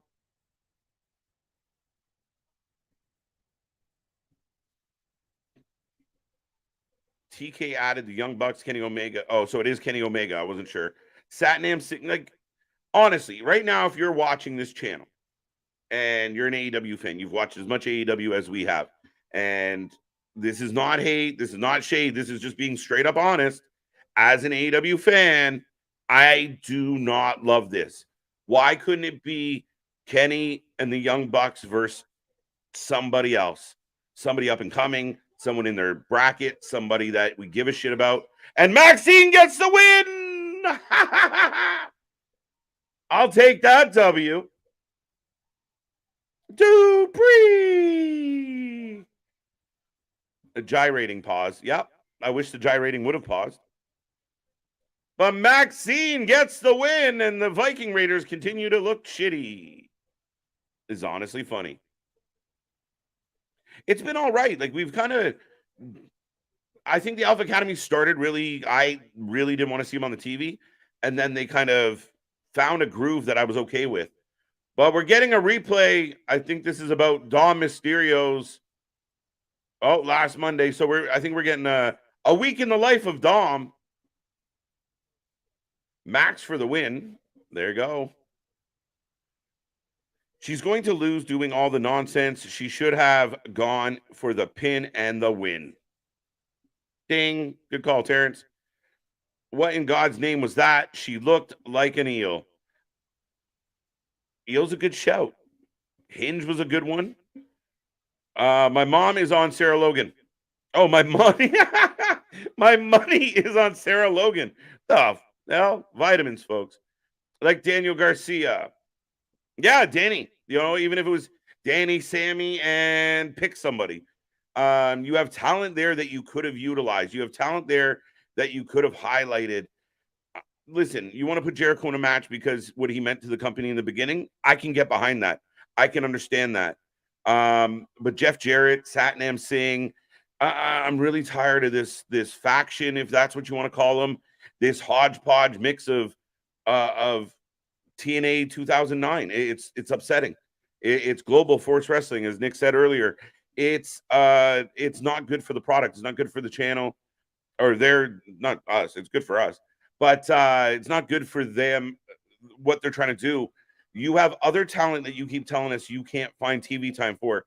Yet we get Gravity, we get Commander, we get random bookings, and then we get guys like Jeff Jarrett, Jay Lethal, who I love Jay Lethal. I feel bad for lumping them in, but with Satnam and the rest of the crew, it's upsetting. It's not good, and I thought we were done with them.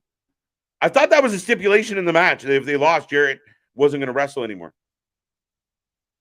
Where is the Raw roster? You're going to have to expand on that. 1-1, 0-2, 1-0. Maxine wins. Yes, she did. 0-2. That was like me last night. Couldn't buy a win. 1-1, 1-1. BioWare. Okay. Satnam turned on the air conditioner in hell. Fair enough. 1-1. Thank you. What a crazy win. For the love of God, don't make that the main event match for Wednesday. I could see it opening the show, possibly. If I'm being honest, Vance, I could see it opening the show. I'm sorry about the cough. Dom is a fighting champ. It looks that way. TNA. Yeah, it's got to stop. It's not good. We had Karen Jarrett out there. The whole angle with Aubrey wasn't fun. No, my cardiologist said, what? Wait, Chris Jericho and Jeff Jarrett is not good for me.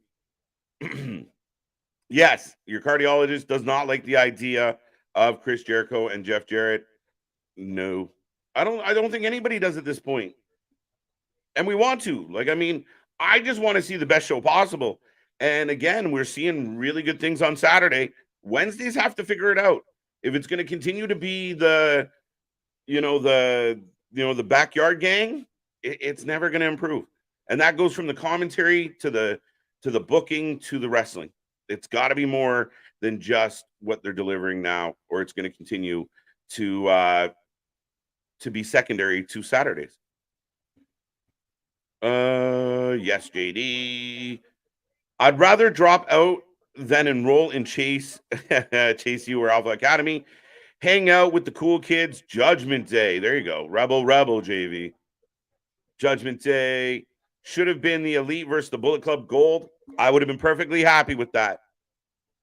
Perfectly happy with something like that. Absolutely. Finn, no belt. Yeah, Finn not really got any hardware to, show off. Even Damien's got that briefcase, which I think will be somewhat in play this weekend. So we're very interesting with that. Potentially 2 cash-ins, maybe. Bullseye. We need a negative Uno best wrestler in AEW. We need a negative Uno best wrestler in AEW. All right, Joe. Maybe we do. The match was awful, but it felt like it was designed. LOL. I'm here for Maxine and AA. Yeah, it was what it was. That match was terrible, but it was fluff. It's the comic relief. It's the goofy shit. People like Maxine Dupree. She's going in against, Sarah Logan, Valhalla, and I called it. She was going to win. They're going to give her the win. This little battle rivalry might continue, I guess. I don't know why it has to keep going, but we will see. I mean, the Viking Raiders still struggling to look like Vikings or War Machine or anything of substance. Danny Garcia in 2.0 versus the Elite would have been better. I'd take that too, Tony. I would 100% take that. I'm with you. Opening is fine, but the main event, hell no, Vance. I mean, it wouldn't shock me. But then again, the bookings, the order of the booking can kind of be confusing at times on Wednesdays, just a little bit. This is the last Monday Night Raw before Damien cashes in on Finn and ends the Judgment Day. Aaron, I'm with you. I'm all for that. And right now I got Shinsuke. I got Tommaso Ciampa. All we're missing is Dixie Carter and Vince Russo. Stay tuned. Stay tuned, Big Nick. Tony just books random matches. I'm still convinced he booked. Still convinced he booked Pac versus Gravity just because it was funny. So it's confirmed that Tommaso and Shinsuke are going to be in the Battle Royal on Saturday, the SummerSlam Battle Royal.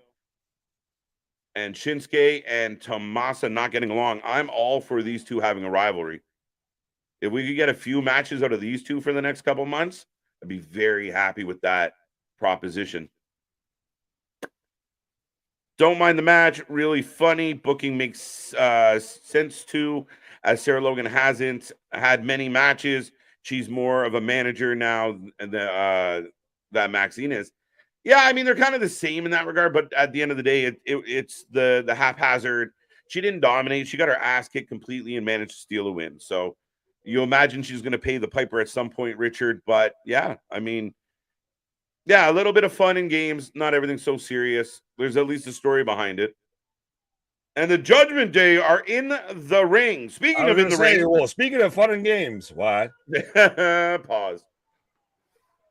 Pause for the cause. Oh. Open with a little Spanish. Wednesday night feels like a high budget super indie. It's amazing. Speaking of Kenny's movie place, I think it's been a minute since you've been around here. Yeah. I feel like it's interesting that you can still make the same claims 3 years on that still hold water. Yeah. To an extent, yeah. Really, it is. Listen to crowd's getting loud. LOL, Big Nick. I think that was in response to Dixie and Russo. Well, there was a joke there that I'm not going to make because, I mean, over under on commercial breaks tonight. I mean, 6 per hour, 18. So what? 10, 15, 12? 12 is the line. We're an hour in, we're 3 in, so maybe 10. I'll walk it back. I'll say 10. 10's the line. Right. Keyshawn, welcome back. OC's title doesn't mean anything, in my opinion, but big feud to add value to his reign. Very true, but now he's the most decorated champion in company history. Or most winningest, or I don't know, but they're praising the shit out of him for this belt. And we barely even notice it because he gives us decent matches. The gimmick gets a little annoying, but there's never been any purpose behind any of it. There's no angle. There. And every week, all week, he is the constant. Open the show. In that company, 100%. Open the show. It is not an AEW show if Orange Cassidy is not booked on it. Right. For SummerSlam, they were $118. I'm guessing tickets. I'm guessing tickets. Well, I feel like that depends on what ticket you were trying to look at. Right. Nosebleeds. Oh, could you have? Oh, that's $118 for nosebleeds? Fuck on out of here, but. You need life insurance if you want to see Jeff Jarrett versus Jericho. I don't think anyone's heart can take that. Clear. Clear. That's what I was trying to say before, but even then, my heart was palpitating trying to get out that comment. Negative Uno, less than CM Punk or greater than CM Punk. Now, see, if we're talking about Uno, can I Uno reverse that and say CM Punk over negative Uno? I think so. There we go. Or is it a draw +4 or a wild card +4? 7 commercial seems low, Curtis. Oh yeah, that's we've had 3 out the gate and we got 2 hours to go. Wide. Wow, here it comes. Do you think all Judgment Day is going to have the goodies?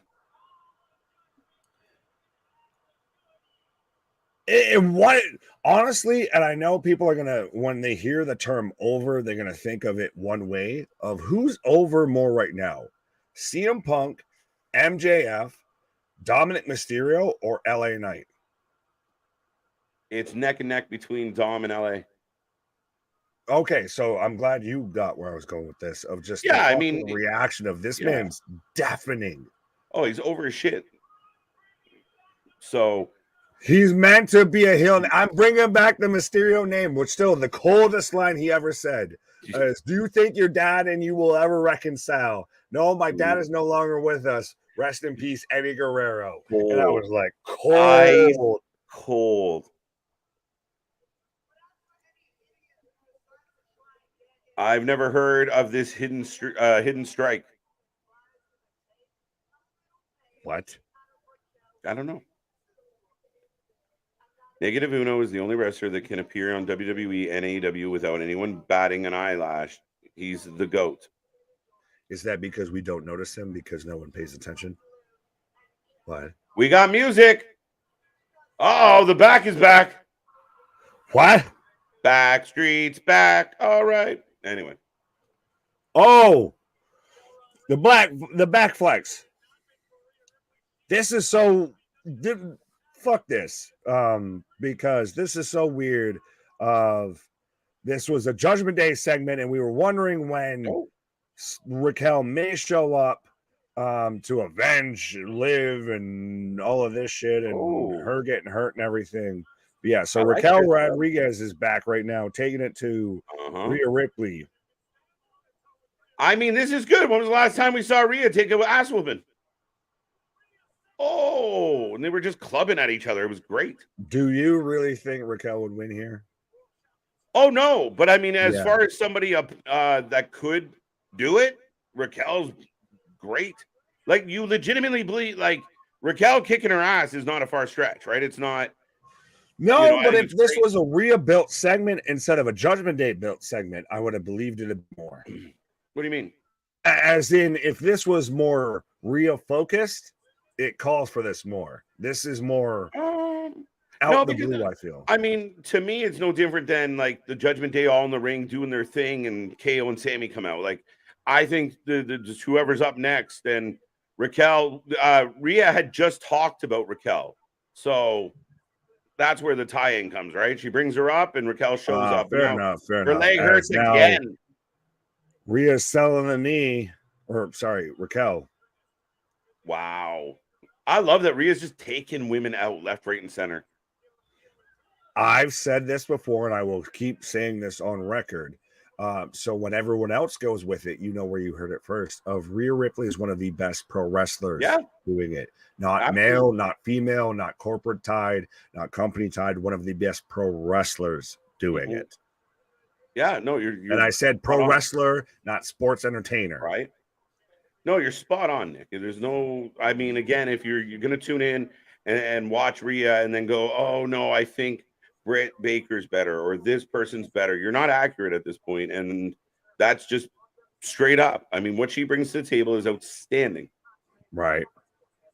And she's speaking of outstanding is that homeboy with the cowboy hat behind Kevin Patrick, because Kevin Patrick is tissue paper at this point as a human being and as a commentator.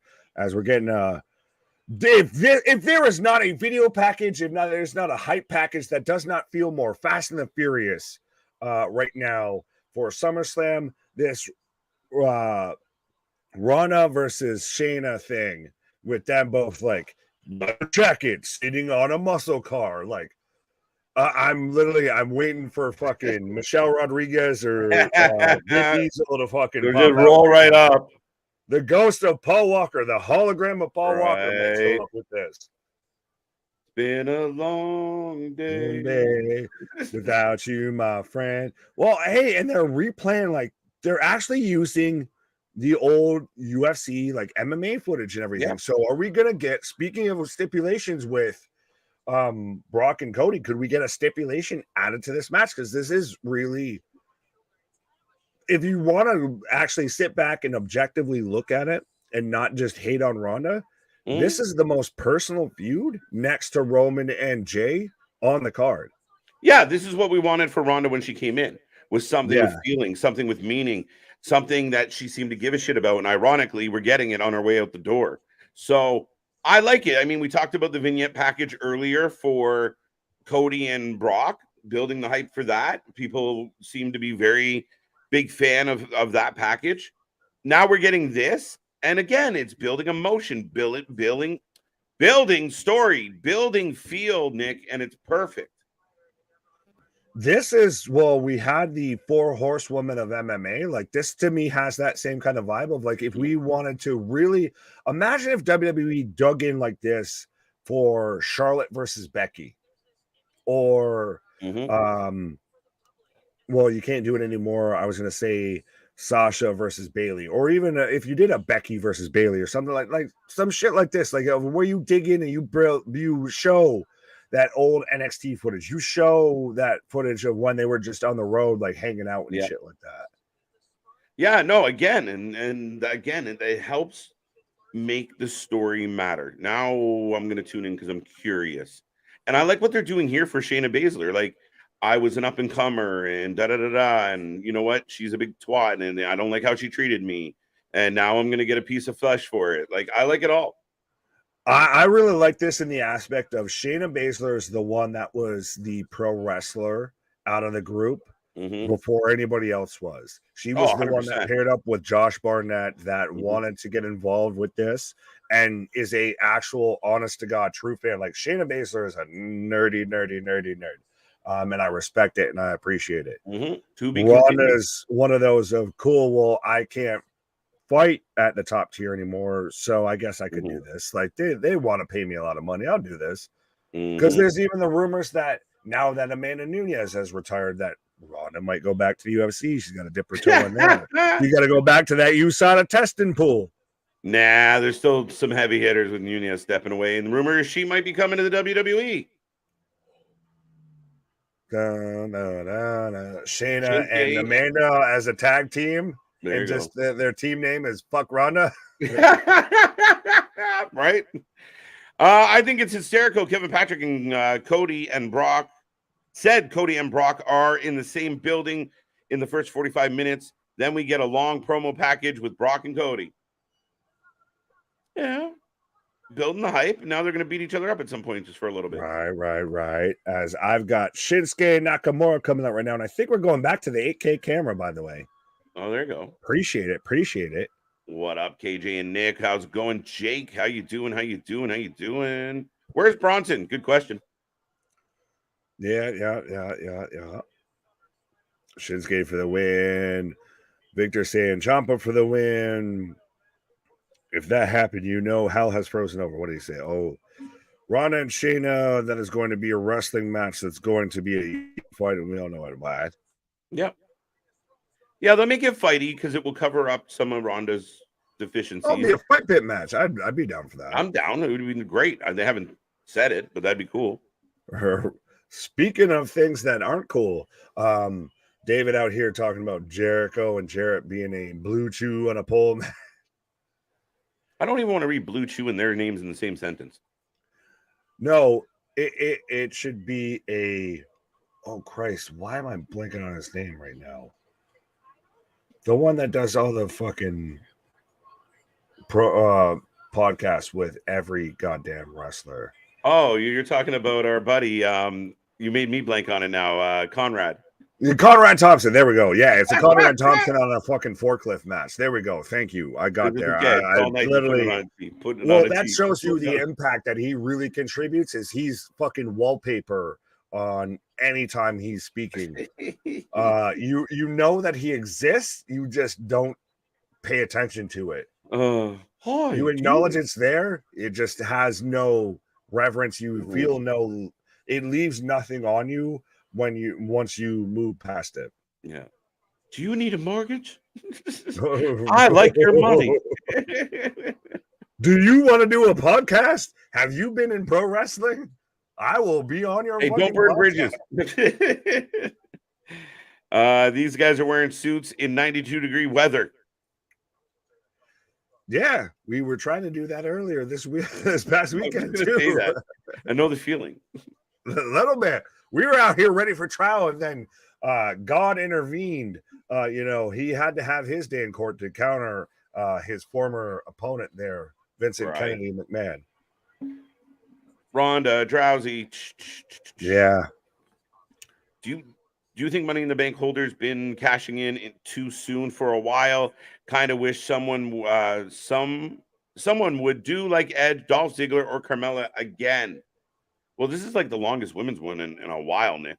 I was gonna say, when you say Carmella, and literally we had it because she left the pay-per-view with the briefcase. It was already like the longest reigning Money in the Bank briefcase holder reign. So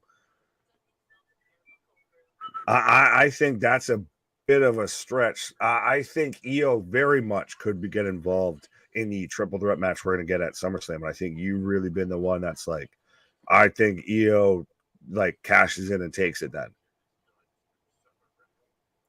Yeah, I mean, I don't mind. I kind of wanted, that's where I said if Logan Paul had won it, Nick, and he held it for like 11 months, just to be a pain in the ass. But yeah, I think SummerSlam, one of them is going to drop. I'm surprised we didn't get a cash in night of. So they're mixing it up a little bit. Right. Well, I was going to say, speaking of Money in the Bank, Victor with the super chat, 100%. Appreciate you, my guy. And again, everything that you guys send us, whether it's the memberships, the merch store, the super chats, goes right back in the channel, so we can do all the things we do, and we can avoid the act of gods and everything. Yeah. Becoming Cody Rhodes is like watching Dark Side of the Ring, but it's okay on Peacock now. So that's his critique on, I guess, the American Nightmare documentary. I don't know how to answer that at all. Do we want to talk about the interesting quote that's everyone's been kicking around from that on him as we are in commercial break? I will. Cody, we're coming out of the commercial break real quick. But go ahead. I'm in a commercial for chocolate chip cookies. So, but Cody is quoted in this when it comes to him leaving AEW. This is my one request in this entire documentary. This one answer I don't want edited in any capacity. I'm doing him that justice. Don't even edit this part. I can't tell you why I left AEW. I can't, and I won't, but I'll tell you the reasons that were said that didn't actually matter. I didn't leave AEW because of money, and I didn't leave AEW because of other talents. I left AEW because of personal issues, and that's it.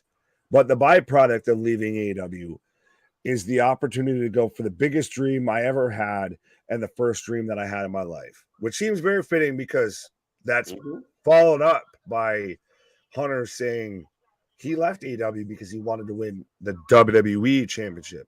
Not the AEW Championship, the WWE Championship. Yeah. It had a different prestige to him for multiple reasons. And it does still to many other people. A lot of people grew up watching that product, and it still kind of feels like, and it is the big leagues, the World Series of it all. It's one of those, and you can correct me if I'm wrong, but it's one of those of like if I win the Grey Cup in the CFL versus what I win the Lombardi in the NFL. Yeah, it's accurate. I can't even fight you, but yeah, see, I know my Canadian shit. God damn it! I'll take it. That's funny as shit. I was like, you bastard. He's right. Yeah, it's like the arena football. Speaking of right, I've got Who's Bright on my you sidetracked me. Go ahead. You do. Do what? Talk. Say the things. You let everybody know. No, I just noticed Alpha Academy are having a conversation with Imperium of all people. Right, like I said, I'm speaking Who's Bright. They've got very much their bright pink leotards, and too many P's and punctuations and R's all followed up together. Fucked up my brain. Yeah. Who won the Women's Alpha Academy match? Maxine Dupuis. Yeah. So we're getting Gable versus Gunther. If he hits him, is it a chop or is it a decapitation?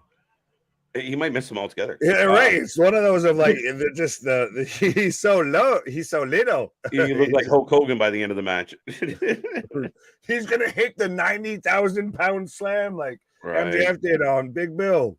But by the way, we have Tommaso Ciampa and Shinsuke Nakamura, not to be forgotten, right now going on. Right. Scott, I love it. Folks, go get your custom emojis. I know it looks funny here, but down below it looks perfect. Yeah, go get your custom emojis. Become a member. Wait, where's the soundboard? For I got life. I called you out on the one time you have it on standby. Right? Did it work? No. Son of a bitch. Yeah, Nakamura's turning the real son of a bitch here. So who are you taking to this match? We've got Bronson Reed. Bro, this man is straight up looking like fucking Fat Joe and Big Pun. Just watching this. He's out here in a 90s ass suit looking like somebody's fucking couch in their living room with that fucking suit pattern. Just sideways staring at the monitor. Come on. I love it when you call me Big Papa. Throw your hands in the air. Right. But so let us know, folks, who you got, whether you're taking Tommaso Ciampa, whether you're getting Shinsuke Nakamura, whether you're taking that KJ's soundboard might work at some point, or if you're just really cheering on Bronson Reed and his couch pattern suit backstage. That's interesting. Okie dokie. Anyway, Ciampa with chops. And these men are wearing similar ass gear like they should be a goddamn tag team. Will you imagine instead of DIY? Yeah, are they on the same team? We get Nakamura and Tommaso Ciampa. Why? Right. Pairing. There we go. Oh, so we're pairing it now. There you go. There you go. Right. Roxanne Dupree won the match, I believe. Right. I like JV out here saying Reed looking like a Sega Genesis final boss. Dr. Robotnik, Dr. Reednick. Big Pun was 700 pounds and he wasn't Big Papa. Sorry. Yes, I know. But he's still not a player. He just crushed a lot. Why? 700 pounds, which I think is way inaccurate. Because TLC would have been there with a fucking TV cameras and a forklift to get his ass out of there. But right. Yeah. Ciampa wins. I don't think either win. I have a feeling it's going to be wonky. No contesta? Maybe. Fair enough. Maybe. Sorry. No, I just like this bash saying, Ronnie, no, only you want EC3. Have we talked about the idea that EC3, everyone's cheering for him now? I think we talked about it the other day, right? No. That if Tyrus loses, he'll stop wrestling. On that? Yeah. That is, everybody's looking at EC3 like you got one job. EC3 just picked up a lot of fans by accident. If only that was with Control Your Narrative, that might have worked out there. Well, and he's apparently trying another venture, right? Like he's trying that. Because the last one worked out so fucking well. Yeah, well, his buddies were like, "Yeah, we're gonna do this forever. We're gonna do it our way." Wait, they called by. Wait, hold on. I got Hunter on the line. I gotta take this. Yeah, we're gonna take over the world with this crafty new show. Really, Adam? He called you. He didn't call me. Yeah. Lost his two buddies. That was some sad shit. Is it sadder shit that he's trying it again? No, I mean, if you fail, try again. I won't knock his hustle, but we'll see what he does. I mean, but if you fail, like on that level, like you don't just kind of fail, like you fall on your fucking face, like you go on that sword. Yeah, I mean, I guess so. I mean, I feel bad for the guy. I mean, everyone abandoned him, and what can you really do? But yeah, no, I mean, give him a shot. Will he fuck it up again? I mean, there's a chance. Probably. But yeah, maybe. Yeah. Fair enough. By the way, I guess EC3 never going to be interview on the channel after this. Maybe. I'm still calling out Ryback. He won't come though. Oh, I was going to say, well, we had Cole pop on after. Literally, that's how Cole popped on, is because I was talking shit. For a show that starts at 8, I hope not. James, what did James say? There's 8 matches on SummerSlam card. Do you think they will add any more? No, you know what? They're pretty tight as far as not going overboard with matches. I've heard this was actually a line of contention between Vincent Kennedy McMahon and one Triple H about he really wanted Hunter obviously really wanted to keep it at 8 of it's a nice little pocket, it fits well, it does well enough of it gives everything a little bit of time to breathe, you don't overextend yourself, you don't have 14 15 matches on a card, 7 of them on a pre-show and shit like that. So I think they stay there. I think that's why we won't see Becky versus Trish on here. I think that's why we didn't see the US title match. That's 2 weeks. That's the week after SummerSlam. Yeah, the week after SummerSlam. Versus, I could see them adding maybe 1, but I don't think they'll eclipse 10, and they maybe move something to the pre-show would be nice. No, I think they stay at 8, and I think they still do an hour of a talk for a pre-show because I think they rehash everything that built up with the bloodline. They rehash everything that built up. They're gonna walk. Of you build up that we get a replay of the video package like we saw with Shayna and Ronda. Yeah, they're gonna go walk back through all of it, Nick. So, yeah, I mean, they've been good. I mean, even last night, what did we get? 6 matches? 7? 6?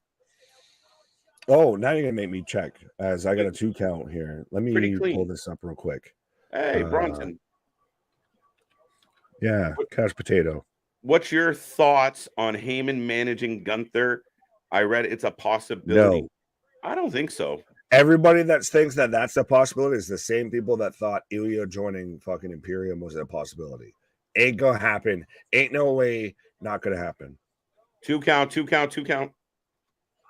Yeah, I don't see it just because I think Gunther does enough for his own lore. He doesn't need that mouthpiece in that way. So I don't necessarily think it's something we'll see. I really don't. Yeah, we had 7, including the pre-show match. So 6 on the main card, 1 on the pre-show. So there you go. We were spot on there. Yeah, nice and clean, right? So, and again, I think part of it is like, Roman and the bloodline story is going to go for a long time. Maybe not as far as what we're getting in the ring, but it's going to be an extended match. There's going to be a story to it. There's going to be twists and turns. And I think that's going to be the case for a couple things. I mean, like I said, Seth and Finn are also on the card. So I think they give matches a good amount of room to not be short, not be sweet, and hopefully be good.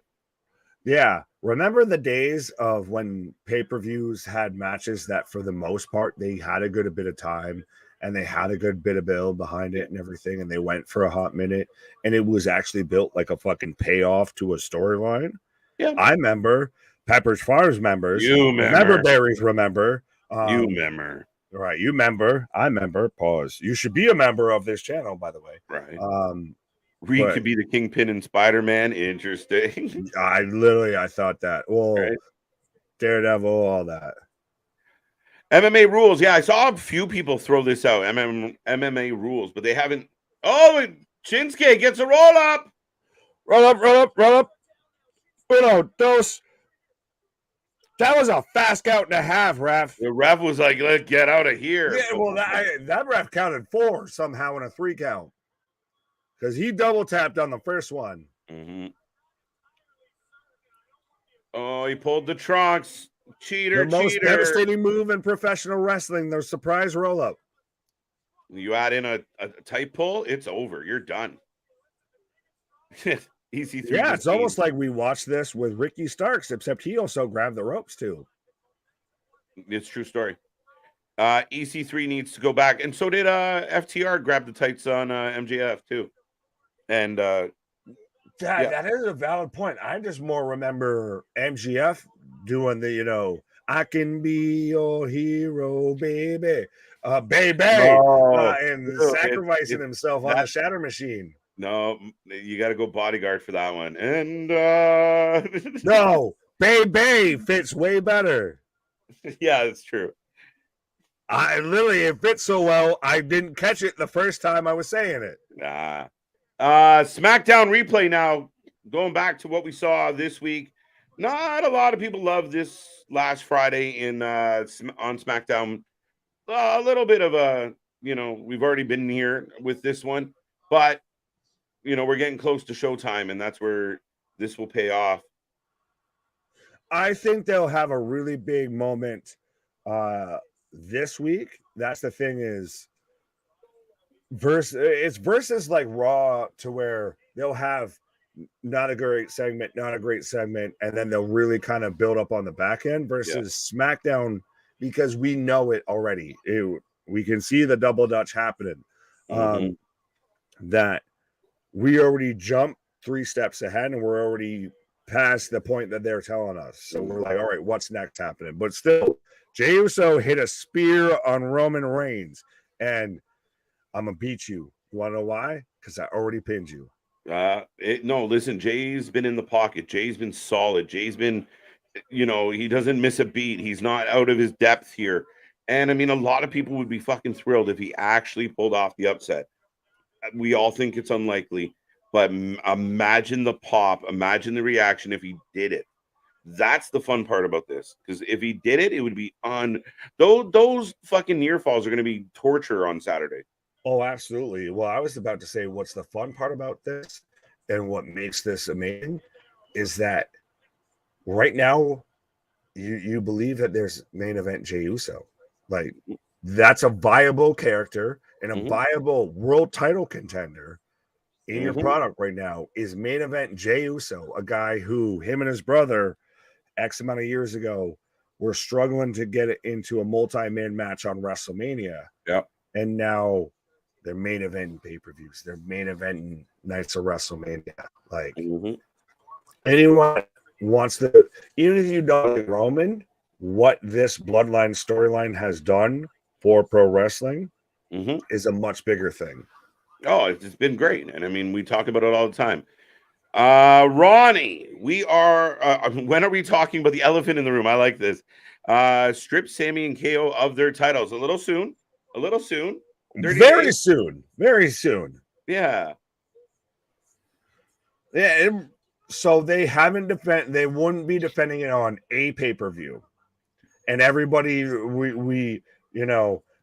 Roman's defended it how many times? Yeah, man. Defended how many times? Christ.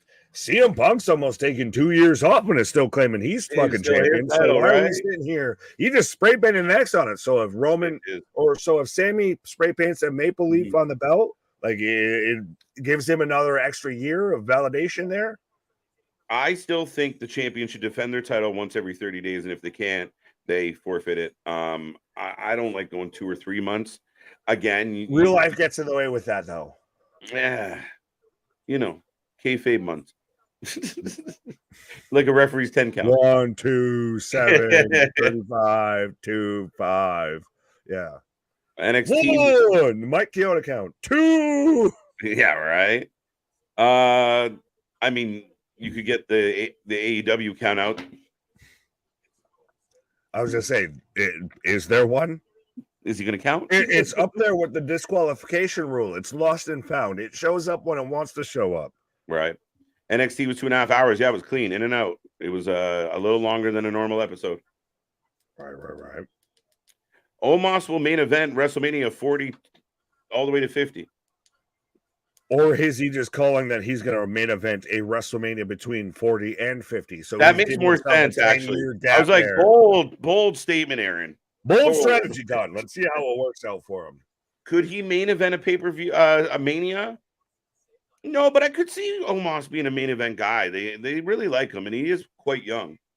Oh, I was going to say right now, bold poll in the chat here. Who main events a WrestleMania first? Omos, Bobby Lashley, MVP, or Montez Ford? Well, MVP's not in the mix. Oh, he's still technically a wrestler. I don't know how, but yeah, he's not going to main event a WrestleMania. Well, he has as much chance, if not more, I'd say, than Omos main event in a WrestleMania. No way. I think Omos is the favorite out of that group. Bobby might be past that moment for himself. Really? Bobby would be the second one. Montez. Bobby versus Roman? Maybe. At Mania? Maybe, Survivor Series? I would believe Bobby versus Roman versus Omos versus Roman. But What? What? I lost you there. I was like, wait, I think I echoed in my head. You're good. Oh, Raquel's hurt. Wait, what? Why strip tag titles? Exactly. Larry talk, caveman talk. Understand caveman talk.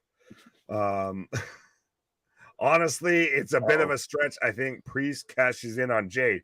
Oh, that's beyond a stretch. You doing fucking yoga. You're a contortionist with that shit. So Adam Pearce lets Raquel know that the minute she's cleared from her leg, she's getting the match against Rhea, and here comes Brock Lesnar. Brock Lesnar.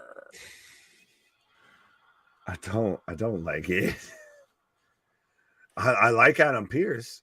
I could kind of like Raquel Rodriguez. I think it's perfect. Fucking segment. Mm-hmm. But I think when she comes back, and I thought the segment was perfectly fine. And when it's a formidable competitor to the belt, if you look at the long list of people that could go after Rhea Ripley, I think Raquel would be one or two on a lot of people's lists. But that's the thing is that's to me, it's not it's a credible challenger. To me, it's more of one of those, it's the only challenger that could go for the belt is what I was trying to get at. No, I don't think that's accurate either. I think there's other challengers. I just think the most formidable challenger would be Raquel. Oh, well, I could throw fucking Maxine Dupree against Raquel or against Rhea Ripley. I wasn't saying. So then who would you put?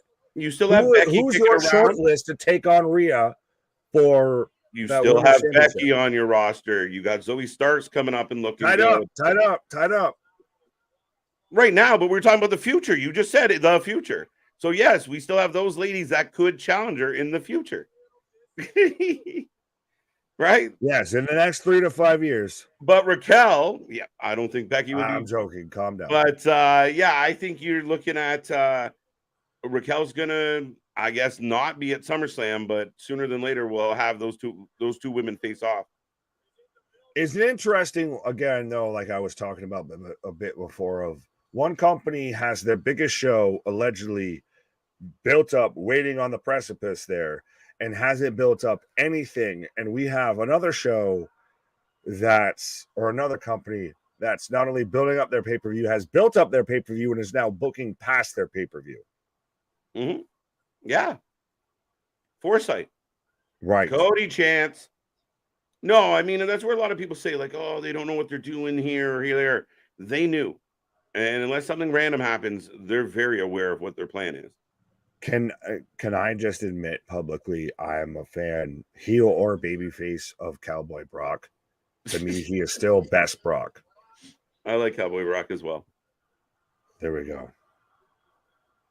I am an NCAA heavyweight champion. And that's what you lead off with? You're a UFC world heavyweight champion. Like, you're literally defined as the baddest man on the fucking planet. You're the alpha male of our species, and that's what you lead off with? Nick cut the promo for.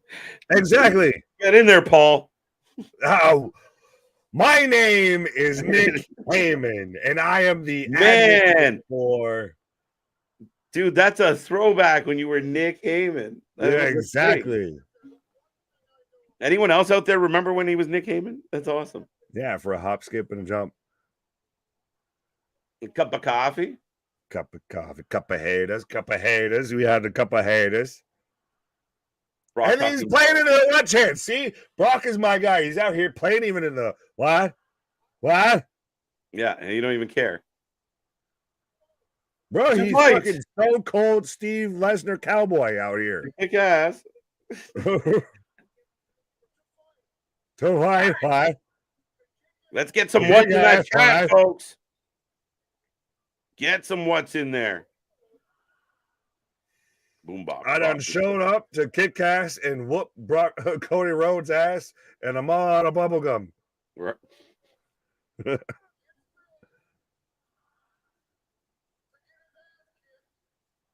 Drop the belt in the UFC. Like I said, he's Stone Cold Steve Lesnar right now. He's out here in the black leather vest with the fucking black cowboy hat. He's merged Jim Ross, Stone Cold Steve Austin, and the scariest fucking human being combined. Brock looks drunk. Yeah, he was hanging out with Steve. That's when I had myself a Coors Light because Bud Light won't pay me a fucking dime. Yeah. That was one of the best shit ever. That's when you knew he could cut a promo by himself. Right. Call him out here to come out and shake his hand. Oh, I got the 2. Wrestling. 4, 3. Wrestling has more than one blonde guy. Adrenaline in my soul. Something, Cody Rhodes. Wrestling has more than one hideous neck tattoo. Amen. Can we name the second? Who else has a neck tattoo that's like, that's a good question. Honestly. Who has it? Honestly, even who has a noticeable tattoo in pro wrestling that you're like, ugh. Yeah, but there's certain guys out there that like that follows right up their chest into their neck kind of thing, right? So you don't. No, you're talking about the Brock, the sword tattoo and everything like that. Like Brock has. The Brock one was funny when he got it. We were like, what the fuck? No, Brock is still Brock could get like the worst tattoo of, Brock could do the Steve-O and get literally my name, just the words my name tattooed on his ass, and you'd be like, I don't want to see it. I don't want to see it. I believe you. I'm scared. Cody dressed for a fight. Victor, good call. Good call. Brock not dressed for a fight. So whatever happens, probably going to be short-lived. Well, honestly, though, when you're Brock Lesnar, aren't you always dressed for a fight? Because you can always whoop that ass. So... Touche. Or tabernacle. Right. Pepsi tattoo. All right. Shout out to the Pepsi tattoo. Getting a vote for shitty tattoo. No, the neck tattoo's a mile ahead of the fucking Pepsi tattoo. Wow, big pop. I can see when they shake hands and everything like that of, shake my hand and just so you know, Brock, and that's when we get the tie into we're gonna be tethered together when we have our match. So you won't have to worry about, we'll pitch that into the fucking bull rope match or something. Oh. Dom has a neck tattoo saying villain in Spanish. Oh, shit. Right, but the fact that you're having to point that out means it's not bad. It's probably not good, but that's the thing is literally when you have to think about it means it's not bad. We got to stare down. Oh, Brock's such a dick. Brock with the flinch trick. Grabbing his hat. Right, but that's still even Brock's done this when he was out there with Samuel. And he's out there in fucking waiters and everything. And just how you doing? It's no matter what, being in the ring and being around Brock Lesnar is like being around a great white. No matter what, even if you believe 100% of, I've raised this, I have a complete relationship with this animal and everything. Cool. They snap and could kill you in a second. Right. Right now, we got a handshake and they're standing chest to chest, but you can feel the buzz in the arena, which people can say whatever the fuck they want, but you can literally hear the murmuring of people. Oh, wait, Cody! Tope! Oh, what the fuck? I've got Brock just shoulder barging him here. Tope Rhodes! Tope con Rodzo.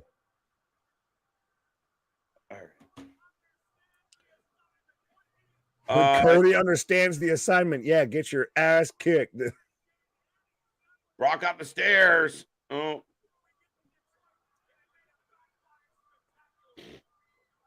In the face.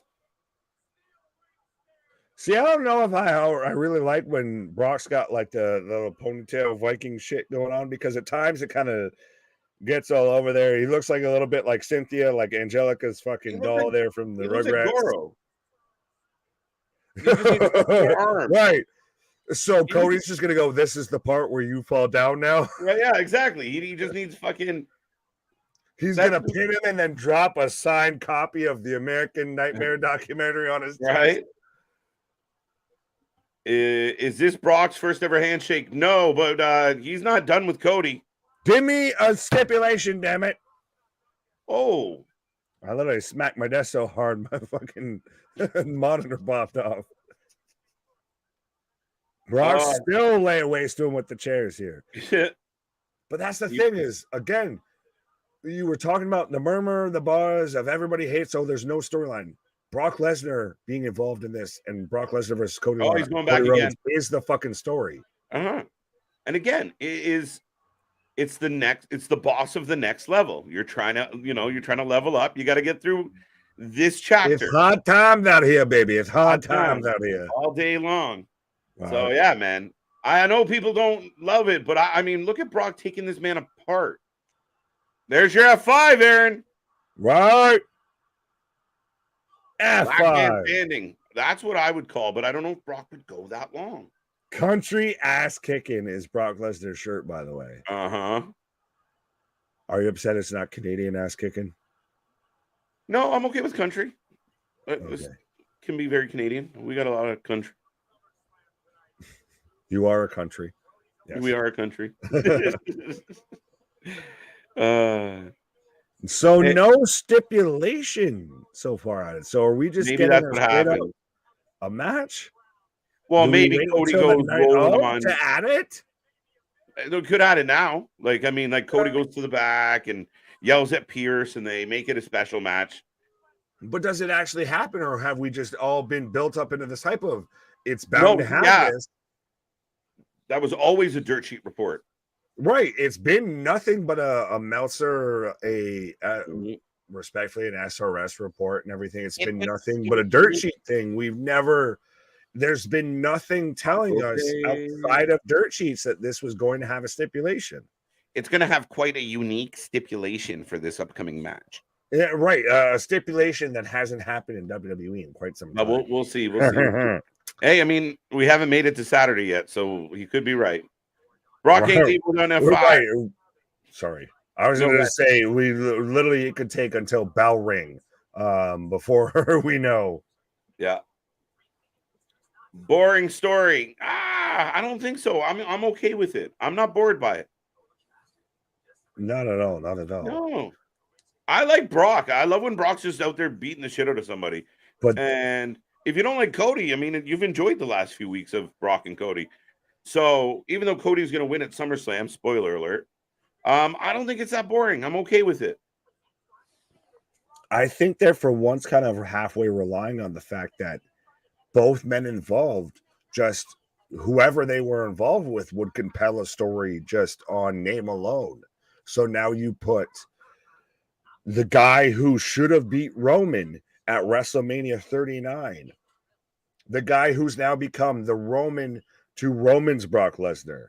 We've had that paradigm shift versus the alpha male of our species. And I'm still going to hold to that. Thank you, Pat McAfee. Mm-hmm.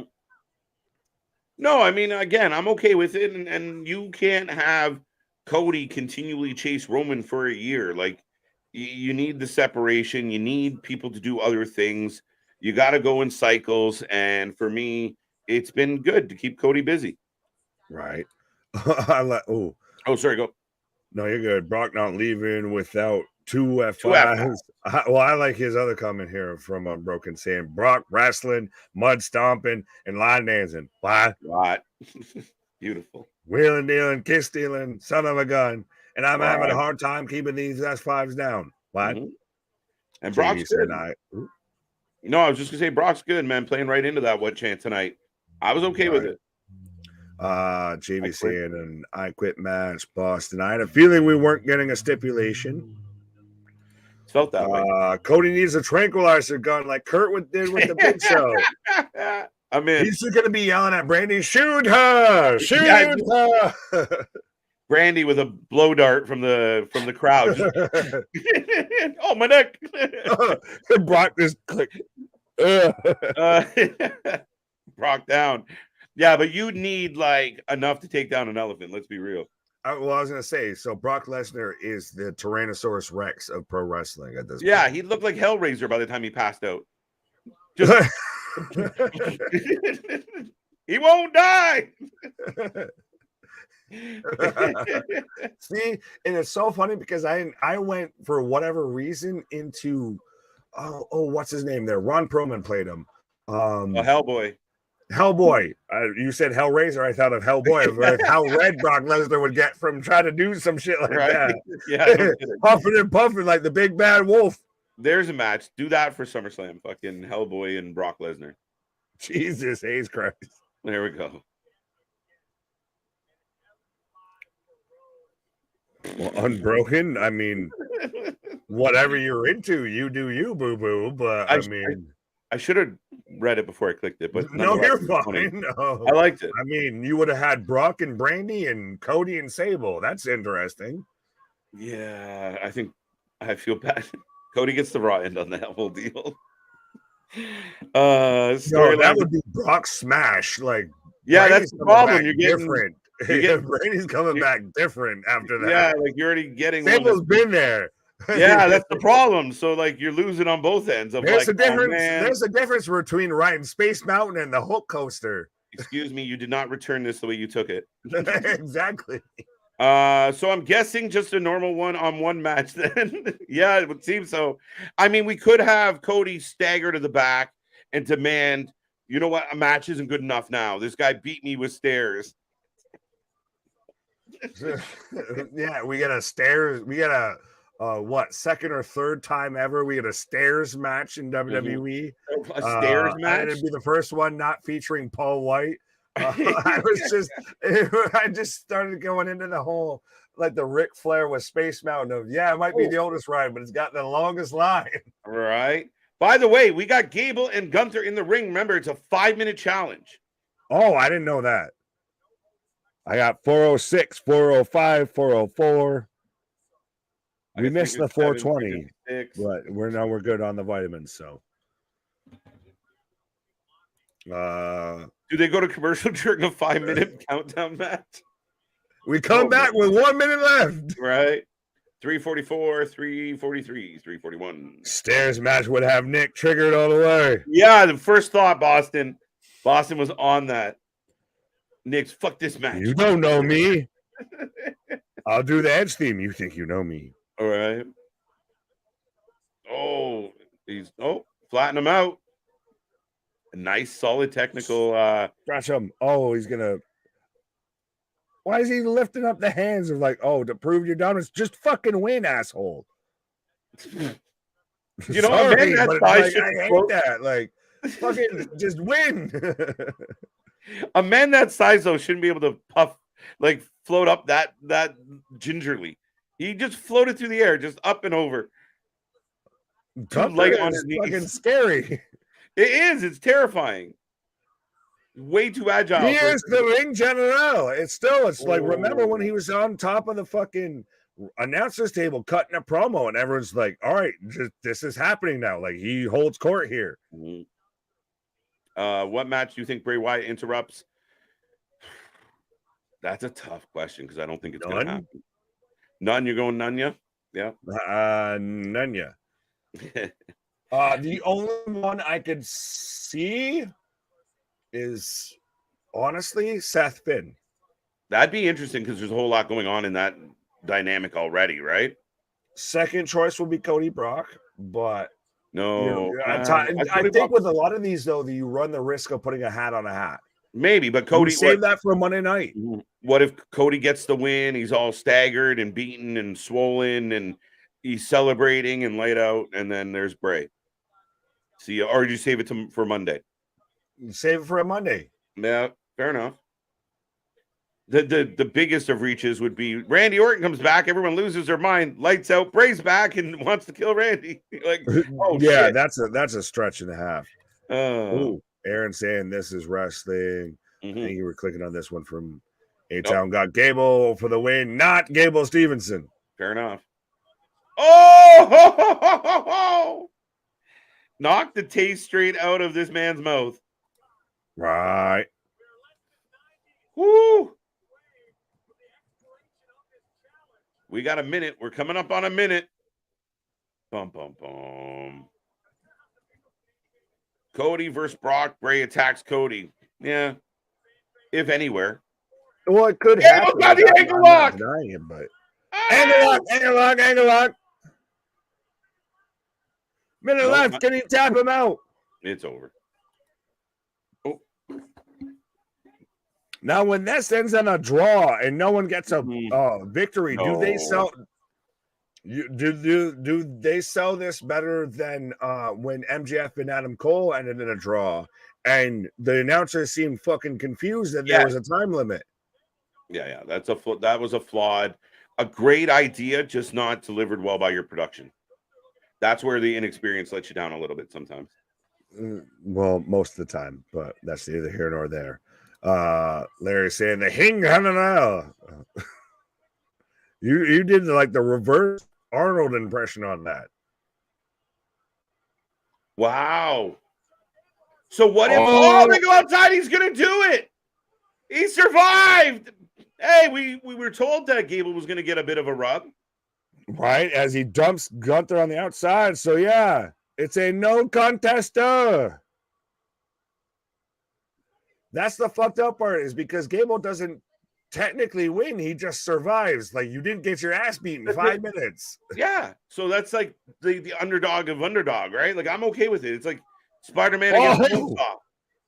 Samantha just eating all the fucking shrapnel out here as Gunther just grabs the mic and is just like, fuck your shit. He's saying that's the clock is broken.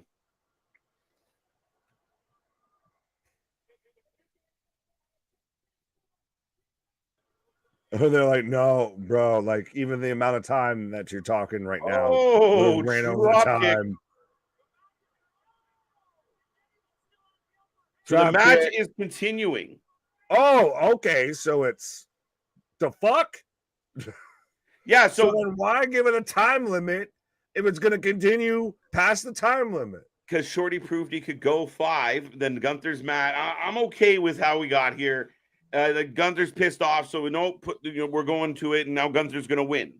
So moral victory for Rudy and big win for Gunther.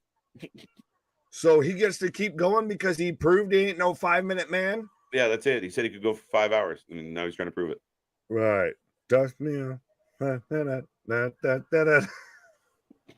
don't need no 1 minute, man. As KJ's taking a pause for the cause here, so I'm just dipping into full old school, well, more 90s hip-hop karaoke as I'm in commercial break right now. As we're coming up on the end of the second hour of Monday Night Raw, the Go Home Show for SummerSlam. So let me know so far, folks, what you're thinking of it. Is this getting you hyped for SummerSlam? Is this kind of just what you view your kind of typical Monday Night Raw? Let me know what you're thinking then. Chad beat Gunther, shocker. He didn't beat him. He just survived him. Shocking win for Gable. Again, he didn't win. He just survived. That's the weird part. It's not even it was classified as a win. He just managed to survive. He went the full Taz gimmick of, survive if I let you. And apparently Gunther let him. Match will continue. What kind of match is this? Yeah. What the fuck? They're continuing the match. Yeah. He just survived. See my out here just randomly throwing out accusations of a misdemeanor. What? Gable won on the count out again. No, Richard. I know what you were trying to go there because Gable didn't even win. He just drew on a count out there at Great American Bash. Spoiler alert. But yeah, no, Chad Gable did not win. He just managed to survive. I didn't know Gable was going to end up a winner. I thought it was just a test to see if Gunther could beat him in 5 minutes. And that's what I thought it was going to be a test there. And if he won, he won. But no, apparently we're still rolling past the 5-minute mark. WWE is just adding layers, which I'm here for. So they're doing the reverse of, the ogres and everything like that, like we've talked about with Shrek, as we constantly joke about, of instead of it having layers, it's just adding layers. Honestly, at this point, as I'm just sidebar, as I'm getting a Sonic commercial, has Khaleesi's milkshakes become our generation's, like, Sir Mix-a-Lot Baby Got Back, of just it's going to be constantly used in commercials and everything like that throughout there, of like it's now gonna always be used of like, come into McDonald's, the new Oreo milkshake, and then it's just gonna have Khaleesi's song playing in the background and shit like that. Anyways, but we're back from action, which, by the way, speaking of back, if you haven't done so already, be a friend, tell a friend, like, share, subscribe, be a friend. Drop a like on the video, hit that bell notification, hit that subscribe button. Let everybody that you know about us, because nobody does it like we do.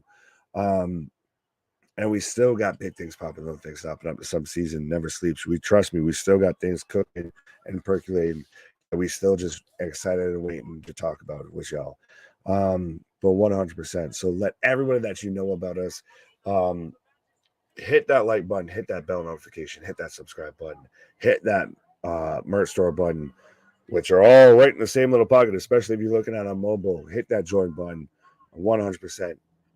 You know, hit that super chat if you want to stand up and show out. You want to make sure we get to your comment, or if you just want to help support the channel, because 100%. And honestly, guys, anything that you guys do with us, we 100% appreciate the support, everything. We're 500,000 views at this point. We're still just barely over a year old. It's insane to me that I can say of 500,000 people, granted, probably most of y'all have watched us multiple times, so, but that over 500,000 people have watched me, or have at least tuned in to watch me, and I know obviously watch us, but yeah, talk about wrestling and everything. So greatly appreciate, but everything that you guys send our way goes back into the channel. So help us grow, be a friend, tell a friend, grab yourself some merch, drop a super chat, become a member today, 100%. And it's still, again, like I said, big things popping, little things stopping up. The summer season never sleeps. As big old superplex from Gable on the Gunther right there, as he hit it off with Brett's rope, the most dangerous rope. Where's C-Money? You're gonna get that reference. That was an insane German. Well, Gunther's Austrian, so I get where you're going there. A joke. Ryan Patrick, what up, my guy? How many chops will Gunther give before the rest of the match is over? So I guess we're starting from 10:03 right now. So over under, someone set the line to our new homie here, Ryan, saying over under chops. Oh, well, we already got one underway, so I'll say 5. Quick line, we'll say 5 because we already got one out of the way here. So we got 4 more to go here between the end of this match, which this is, again, it started off as a challenge and is ending as a match, as we get a German suplex into a bridge. Speaking of a bridge, I was gonna say, transition that, motherfucker. Nope, didn't miss a beat. German bridge or suplex, pick one. Oh, it wasn't a chop, but he did take his head off. Great match, guys. Layers. Your Scottish was showing there for a half a second. Great match. It's great match. Fucking great. All right, layers. Layers. Yes, wrestling has layers. Wrestling for life has layers. Oh, ogres are like onions. That's 2 chops. Layers. 3 chops. Yeah. Okay. So the over under at 5. 5's the line. Yeah, we're about to get there. Oh, seriously, I think we're at there. No, one short. Oh, you saw. Oh, and the powerbomb and the sexy Rhea pin with a 1, 2, 3. Wait, the sexy. Really? It's the sexy Rhea pin to fold them up, and not when Gunther's doing it to Gable. A downward doggy? I don't know. The domineering pin, like what? Yeah. Like that? Oh, that's a fucking I own you pin. Like, let's be honest here. You got beat. You getting folded like a fucking taco. That's fucking cell block D pin. Gunther could. That is a welcome to Detroit City pin. Gunther could not beat Chad Gable in 5-minute challenge. I know, that's cool. I mean, it was a good night for Gable. He looked more than just a comic gimmick. He really had a good match. 5 more chops. Oh, like how we said, 5 more chops. There's not going to be just the chant now of 5 more chops. We just need 5 more. 1 short. We got 4 from my count. There. Well, I like Larry out here. Cakes have layers. What about Puffy? Everybody likes Puffy. Puffy have layers. I like that's funny. Donkey. And again, though, he's out here cutting a promo on top of the announcement table. Yeah, he's like he is the ring general. Yeah, he just climbs up on that table. Drew McIntyre, wherever you are, yeah, you listen to me. I'm going to beat you. I'm going to top you down. Listen to me. Everybody always leaves out Eichner. Poor Eichner. Poor little guy. Yeah, so I mean, it's good. I mean, he lasted longer than 5 minutes, so he looks good as a baby face, as an underdog. And Gunther looks like a badass by beating the living snot out of him for the extra 2 minutes he hung around. Fair enough. Absolutely. Well, no, I was just Imperium 2, Alpha Academy 1, rivalry will continue. Fair enough. Seth is fired up doing his best KO impression. Or his best Tony Khan impression. He's on that Colombian marching powder, I feel. Here comes the man. Well, I like this. Or where was it? Fuck you. C-Money. Especially Sky Blues cakes. Hey, you got to be known for something. Mm-hmm. The man. Whoa. She's slowly becoming blonde. Can we just acknowledge that and admit that it's awkward? Just streaks. Well, okay. Well, no, with when the light and everything, with the initial streak and all of that, I was like, God damn, she's blonder than Charlotte right now. Mm-hmm. Nah, she's good. I'm on Becky's side this time. Come on now. Who has better? Fuck you. See, I was with you. I was on your side. Who has better mic skills, Gunther or Drew? Gunther, I think. Ring general versus what are you? I'd say Drew, honestly.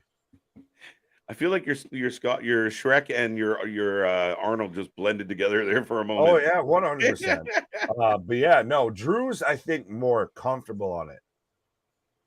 Yeah, I just think Gunther, because of the way he speaks and it's so direct and it's very much in line with who he is, he's very solid. It might not be the most exciting promo, but it's perfect for him. You don't expect it, and you don't often get it from Gunther versus Drew. Yeah, he's there. You got it. You know that's a thing he might do. Mm-hmm. The man, Becky Lynch. Lynch is here. This Raw has been meh. It's been meh-ish. Yeah. I really like that match. It definitely got me re-energized. You like with that whole, because normally a challenge, like if you can't beat me in this time limit, that's the end. Not just so no, we keep fighting.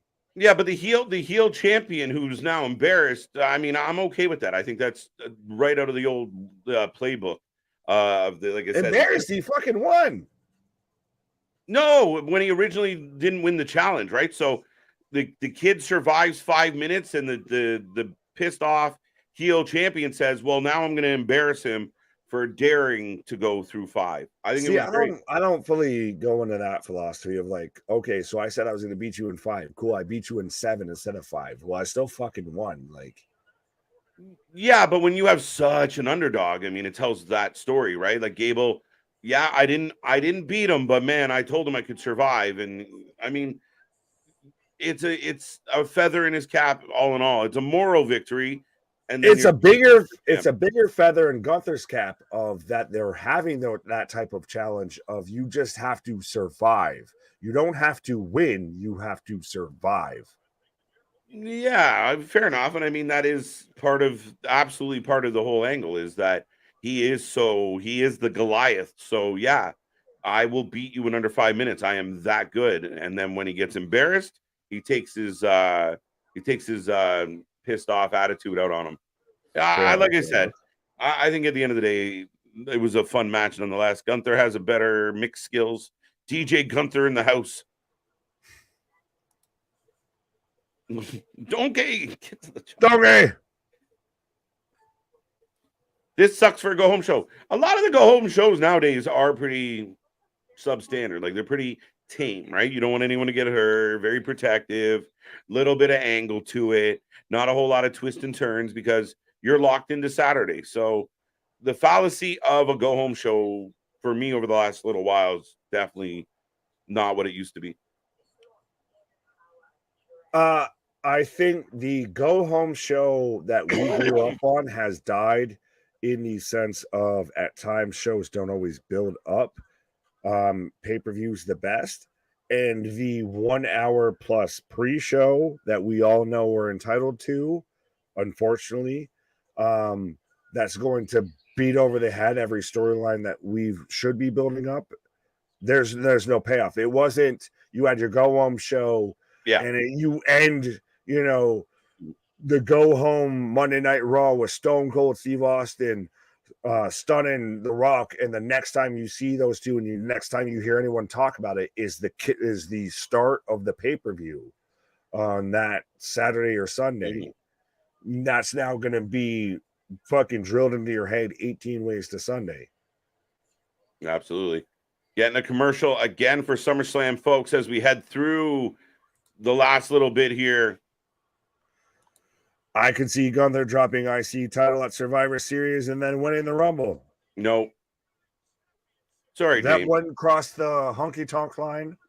No, he's at 415. He needs to get to like 450, 126, 450 something. I was going to say, here's a spoiler alert. Here's an inside cheat code. 55. Don't predict Gunther to lose the IC title until he crosses that honky tonk time meridian there. Once he crosses that threshold of he's beat honky tonk for the title, probably next day he's going to fucking lose it. Yeah. He's going to be 454, like 445 and 446. Yeah. No, I think he beats Drew at SummerSlam, but they continue. Like Drew keeps chasing him for the next 25 to 30 days, whatever the fuck it is. Oh yeah. Well, and even then, I'm still a bit interested that we had Drew show up involved in this instead of going after Seth. Yeah, I mean, I remember hoping that, maybe a Money in the Bank, a Claymore to Seth's face right after he won would have been kind of a nice touch. But I guess pace him out. Right, as I'm getting a replay of Brock giving the old tip of the cap there. Cody Rowe. Could we get a stipulation or something right now? Because we got Cody back here with Saxton. Yeah. Saxton going to break the news. The most boring fucking commentator next to Kevin Patrick is going to be the one to break the news for the fucking stipulation between Brock and Cody. Maybe. You broke my ribs. You broke my jaw. You broke my arm. But you didn't break my spirit, goddammit. Oh, he said shattered. The aura of Brock Lesnar gets shattered. Shattered dreams, do you say? A shattered dream match? He's going to just first one to kick one in the dick. That's a big Nick energy match. No. I do not condone that match. Right. That is funny. I can see Gunther dropping the IC title at Survivor Series. Got that one. And at Survivor Series. Oh, okay. Survivor Series makes more sense. So, James, if I answered SummerSlam, my apologies. But, yeah, that could work. Fair enough. Well, I got Aaron out here just going off with Sweet Child of Mine. And then Victor saying Roman on ESPN First Take at 11:15 a.m. Who still watches First Take? I don't know. Maybe I'll do a live coverage of it. There you go. Maybe. Okay. If you want to do that, go for it. All right. Credible interview, eh? Curtis 415 days, or Gunther 415 days surpassed Mandy Rose 413 days as second longest title reign, male or female, across Raw, NXT, and SmackDown since 2021. And that's a fucking Snapple fact, 100%. There you go. Curtis Wikipedia. Fuck you.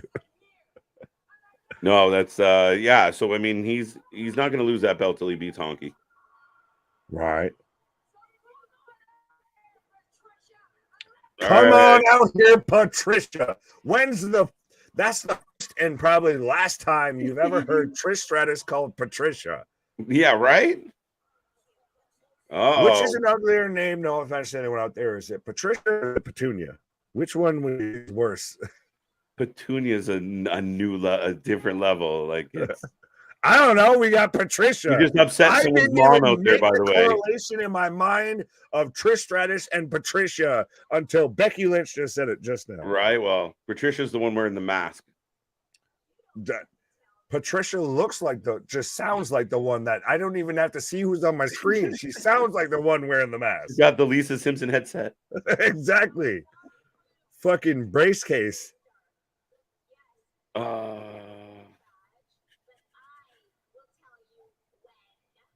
I will tell you when. Zoe Stark's just looking like Jobber Diesel out here. You guys doing a watch along for the Cody documentary? It was really good. We're not scheduled to, but we'll probably talk about it. Oh, I wonder. I wonder. If Luna's Lounge might be a review of the Cody documentary, because we all know Luna's such a fan of Cody Rhodes. She's shaking her fist at you right now. Shake away, my dear. Shake away. Sure, boss. Wait. This is a weird segment to have at this part of the show. It's a weird segment in general. I don't give a shit if this started the show, this ended the show, this was in a piss break moment of the show, this was in a picture-in-picture moment. This is fucking bad. Oh, we're getting Trish right now. Pause. It will be Trish Rip Hamilton Stratus. You stooge. What is the facial hair Byron is working on? Maybe keep him off camera while he grows it out. Looks like Woolly Willy toy with a magnetic beard. Yes, the fucking Etch-a-Sketch type shit and everything, too, where you had the little magnetic fibers and everything. You make them, fuck is a Woolly Willy? Woolly Bully. As we're getting ding ding. Oh, never mind. Match over. Yeah, disqualification, motherfucker. Match has begun. Match has come. Match start. Match end. Yeah, not at all, bruh. She's not in the match. She's just beating up Becky Lynch, according to Corey. Here comes Trish. And the soccer moms roll to the floor. I like Joe Black. She's not lying, cheating ass Astros. Asterisk. Facts. Fuck them Astros. As a diehard Yankees fan, fuck them Astros. Mm-hmm. Okay, so who's coming out to help Becky? Trish is awful on the mic. No, she just sounds awful because he talks like this now because he's got the mask. She's not awful on the mic. She has a very different style. Like, I like her on the mic just because it's irritating. Like, it is. It makes you want to scream the way she talks. Like, it's very just this. Are you just used to it because you're Canadian? Yeah, I'm defending her because of you're just used to it. You're like, she sounds like everyone else around me. Right? I don't get what you people hear. Yeah, she's got this sarcastic tone to her. It's just different. She doesn't come out aggressive or raise her voice, but everything's kind of arrogant and nasally. Oh, look at her purple nose. Oh, I slipped that in and you didn't notice. I missed it. I got distracted by yes. Go and rewatch that. Oh, and she's, like I said, she's still selling the fact that she's got the broken nose and everything. We got to do this at SummerSlam. I mean, tag match at SummerSlam? No friends coming to help Becky. She just continues to struggle. But do we go the whole route of we get the surprise announcement of a tag team match play, a holla, holla, holla at SummerSlam? Do we get an announcement of a stipulation between Brock Lesnar and Cody Rhodes? Oh, and shout out them. This is so funny because they're shouting out Twisted Metal on Peacock, but they very clearly cut out Sweet Tooth. You only got the front of the Samoa ice cream Joe. truck. Yeah. We'll just slide that to the left. Shout out Peacock because you still air our shit, but fuck Samoa Joe because he's in AEW. I wonder if he'll be in the. Oh, he's not even in the. Like they did a little preview for it. It was 2 seconds of them driving, nothing else. Yeah, because you came airing the most of the shit because he's in it. Right. Trish is not bad on the mic. I disagree. There you go. Diva of the decade. Thank you, Aaron. Diva of forever. I see where this is going. So. I bid you adieu. All right, folks. Nick's going to pause away. I'm on commercial break. We are rolling through. Make sure you hit like. Make sure you hit subscribe. And if you're not a member yet, become a member. We say this all the time. We do truly watch more live wrestling than any other channel. We have fun doing it. We're coming back all week long. We don't stop right through SummerSlam, and we got something brewing on Sunday, I do believe. But lots coming your way. And, yeah, we're still rolling through. A little more time left, about, 40 minutes, 38 minutes left in Raw tonight. Anybody wonder why Trish keeps getting beat up, but nobody's helping? Are we going to get it at SummerSlam? Do they set up, like, Becky and a mystery versus the other two? Does anyone care? It's good to see Trish any day of the week on my screen. Yeah. You tell him, Damien. You bid adieu. Yeah. It's overdue. Got to give other teams a chance to catch up. Number 27 championships. Oh, okay. I thought Becky was the GOAT, though. She got beat up. All I know is she got beat up. So I don't know what to tell you. Becky versus Trish, steel cage at SummerSlam. Weren't we supposed to get a steel cage once upon a time, and it never happened? Then when it did, it wasn't good. I don't know what we're gonna do with that one. This storyline again, it's kind of hot and cold, not bad. It's giving them something to do. Becky's busy away from the titles. I like having Trish around. I like Trish's influence over Zoe. Helps really put a shine on Zoe. I can't complain too much, guys. I really curious. I mean, I feel like we're heading towards a tag match. It feels like it's coming towards a tag match, yet not quite yet. As far as I know, we still don't have this stipulation of any kind between Brock and Cody. Is Trish nose injury legit? It looks legit. I thought she did get legitimately clipped in the nose. Uh-oh, Zoe and Trish messed up Becky. She going too far, big time. A lot of people think, Lita's coming back. Lita's going to lend a hand. Lita's going to help out. We will see.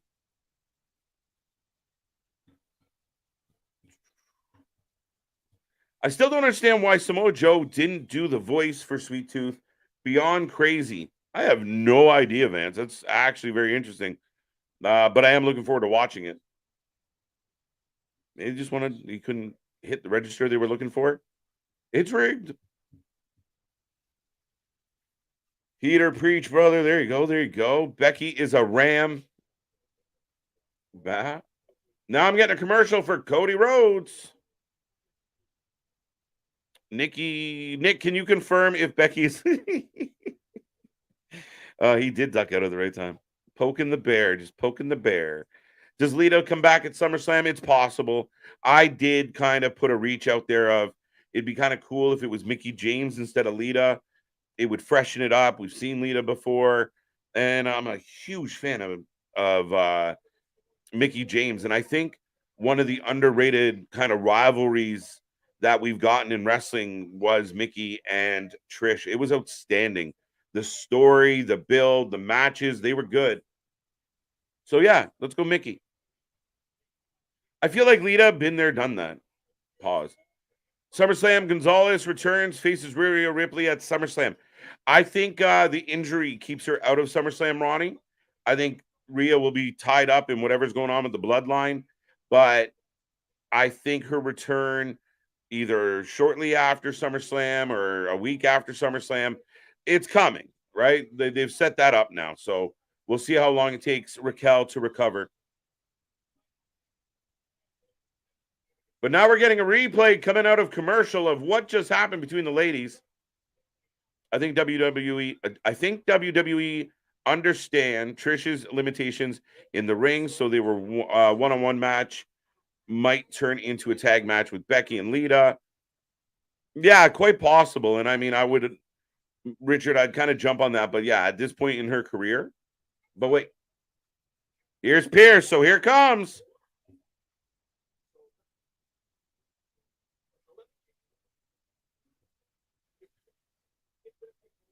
In Winnipeg, Manitoba, Canada, in 2 weeks' time, so not at SummerSlam. Oh, boo. Wrasslin for life. So, 2 weeks' time, Trish will fight Becky, and Zoe's banned from ringside. No tag partner yet. Becky and Bayley got the steel cage first canceled. There you go. I knew it was somebody. I knew it was recent too, so I don't see them going that route. But yeah, not at SummerSlam. Not in 2 weeks in Winnipeg, Manitoba. It's interesting. SummerSlam, got it. Yep. Doesn't Samoa Joe? So yeah, that theory about putting her in a tag to hide her flaws. And I mean, again, she's still Trish, but again, she's not who she used to be. But it doesn't look like they're hiding from it at all. So we'll see. Maybe. By the way, welcome back on Broken Storyline, Richard. There you go. Now we're getting part 2 of Ronda and Shayna.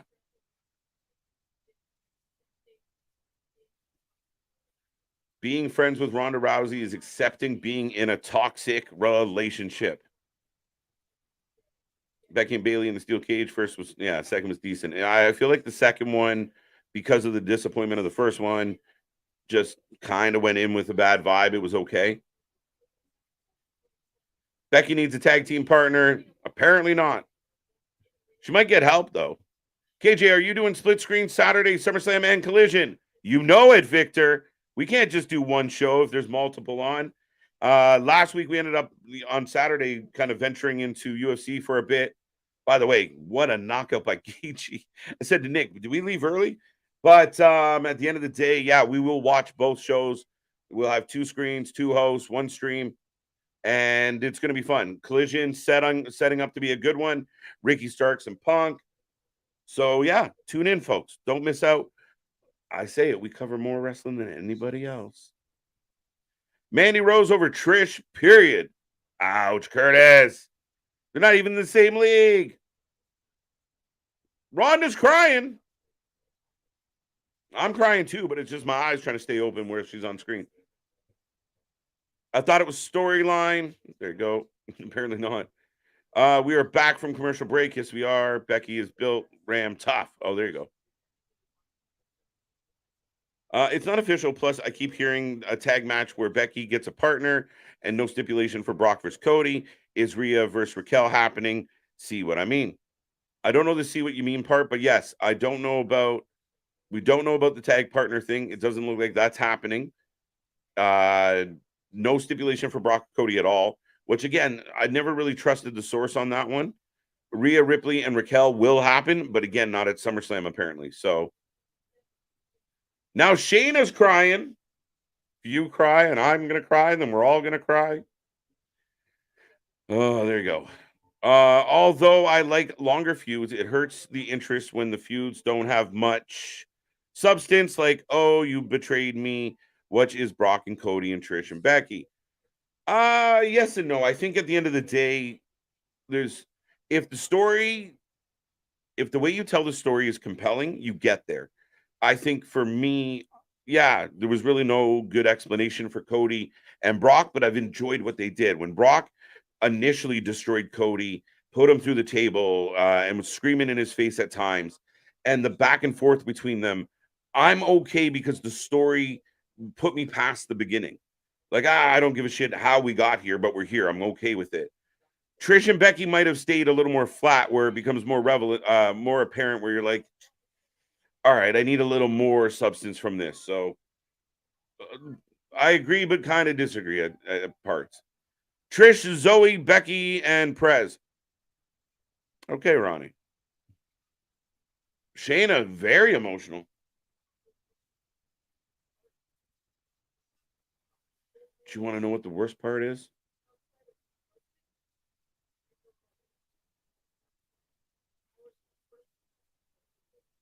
Wow. They're going deep. Out of her mother and her husband, I was the first person to hold her kid, my goddaughter.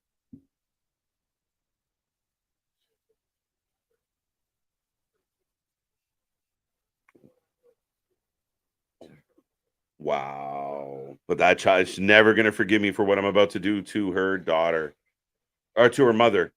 So that's pretty crazy, guys, in the sense that we literally, there wasn't a whole lot of feel to this match, but in 2 quick packages, they gave a lot of feeling to this, a lot of why should you care? Why is this intriguing? But it's one-on-one. It's not a street fight. It's not, no stipulations on this one either for those who rumored it. And here comes Sammy. Main event, as Kevin yells a little bit. Cody Rhodes on the Today Show, 9 a.m. Thursday. There you go. Just follow him around the media press junkets. Samoa Joe in Suicide Squad. All right. What is Sweet Tooth? A TV show? No, Sweet Tooth is the bad guy in a TV show based on a video game called Twisted Metal. Worth a watch, Unbroken. At least I'm told. I haven't watched it myself, but we're getting there. Damn, no Becky, Trish at SummerSlam. No, I'm surprised, especially with SummerSlam being in Detroit, very close to that Ontario border, very close to Trish's home. I'm a little surprised that that's not happening there. And you're, oh, the Blockbuster Blonde. Tiffany, man, what they're doing with Tiffany's working, guys. I don't know if you guys are getting the same package I'm getting, but right now I'm getting a package for Tiffany Stratton, and it's good. Tomorrow night, it's a Tiffy Epiphany night. Nick's gonna be in heaven. Rhonda crying, really? Yeah, she's showing off her acting chops, getting emotional. I think Rhea and Liv Morgan would help the signal. I think Rhea versus Liv Morgan. Yeah, I mean, it feels like we might get that down the road now. Liv Morgan on the shelf for a little bit.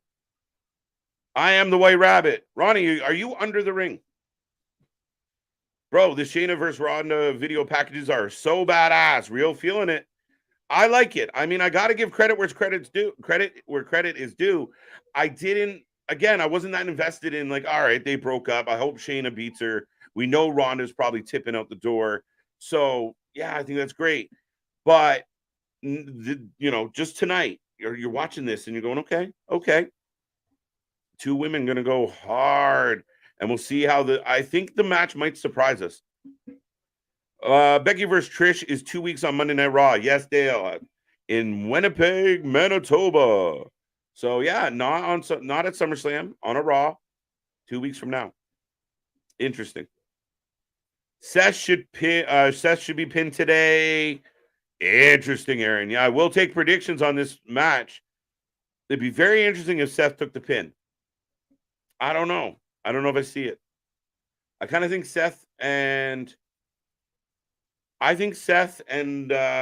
Sammy are going to win this.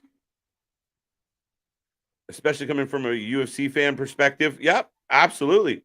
Right? You tap into that real vibe. And I think if they had done more things like this with Ronda and or Shayna over the last little while, a lot of people wouldn't feel the way they do about Ronda. Wouldn't necessarily feel so, oh, here comes Ronda drowsy. There's nothing.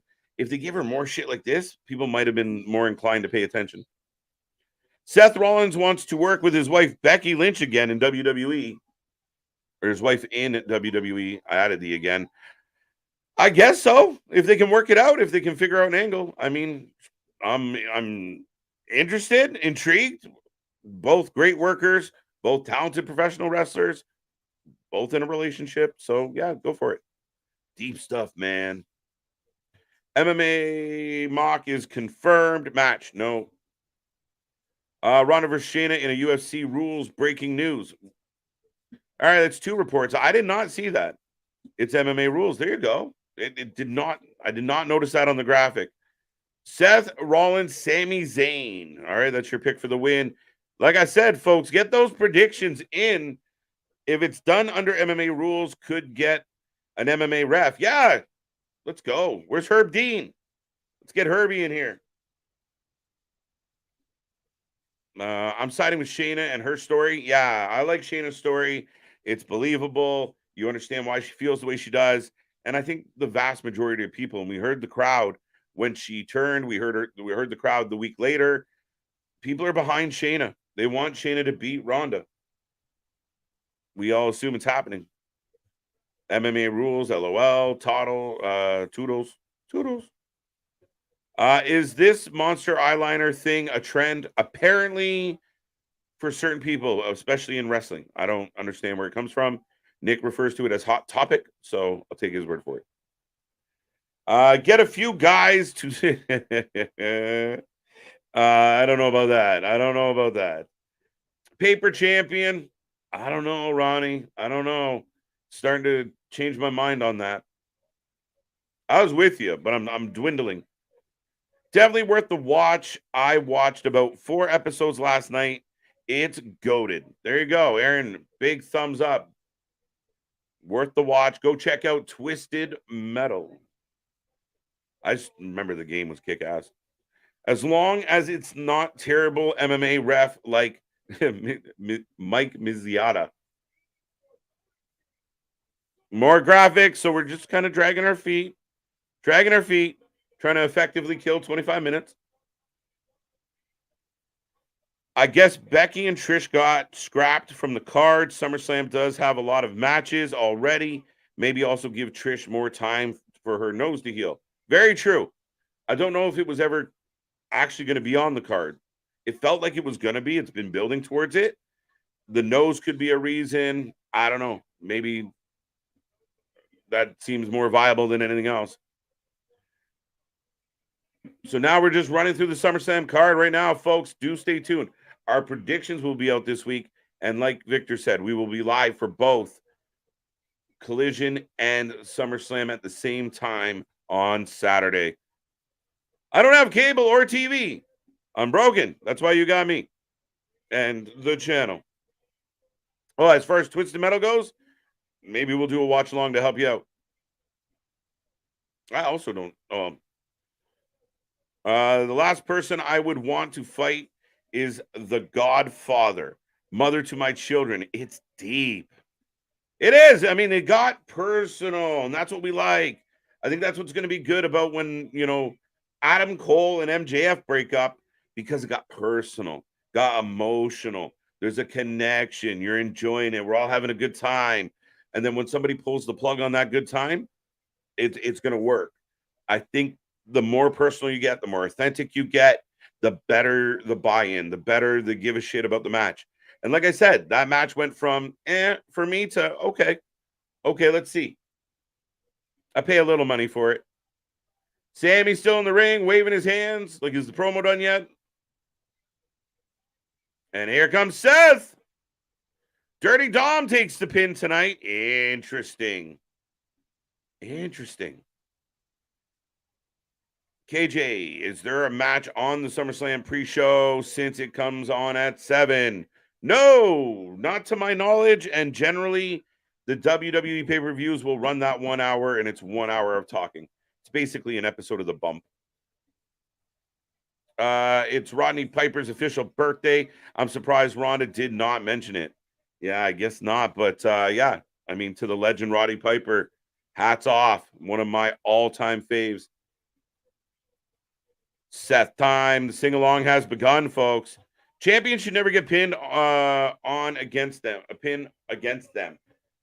Vance, I agree. I never like when the champion gets pinned unless there's some type of decent angle to it, right? He gets hit in the head but just a roll up and that kind of shit I don't love. It should be something bigger than that, something more important than that, more impactful.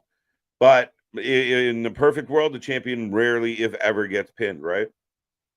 That's why I don't love the eliminator matches, and we've complained about it multiple times as far as like, I beat the champ, now I got to come back next week and beat the champ again. Just give me his belt. I just beat him. Why do I got to do it twice? Doesn't make sense to me.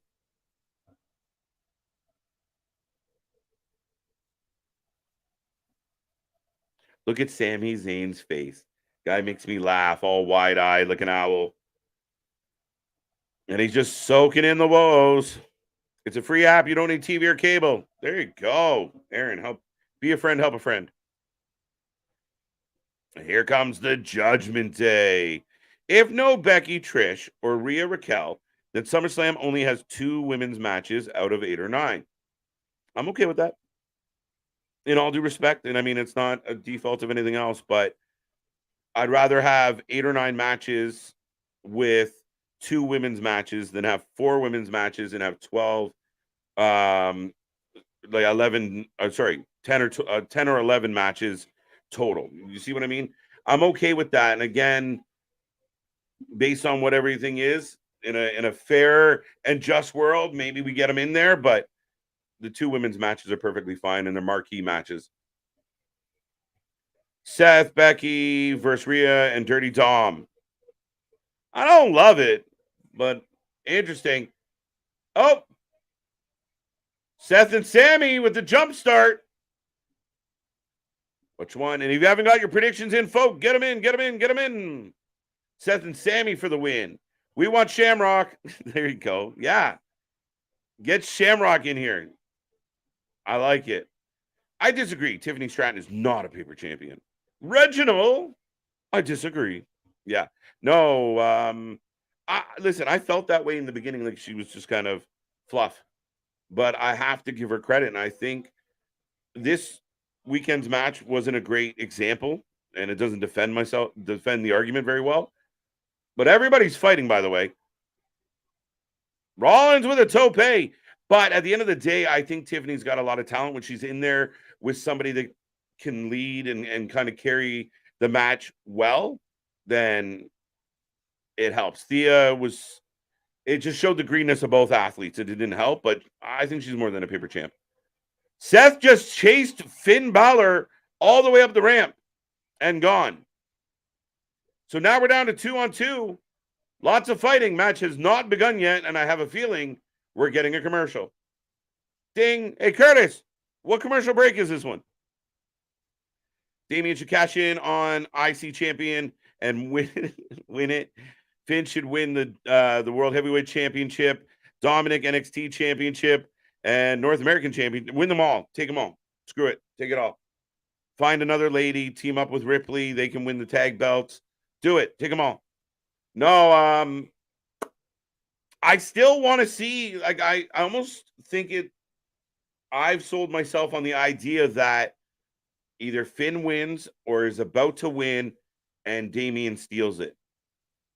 I don't know. I just kind of want to leave SummerSlam with Damian as the champion. I've just kind of sold myself on the idea. By the way, I just got a commercial for a movie called Strays, which seems to be dogs on shrooms. Anybody want to fill me in? This Raw is dragging. Yes, it is. The third hour, especially. This last portion's kind of slowed down a little bit. Not a lot of action. We got Trish, Becky. But now we're in the main event. We'll see how it goes. I don't think a whole lot of people are invested in this one, A, because we know it doesn't matter a lot.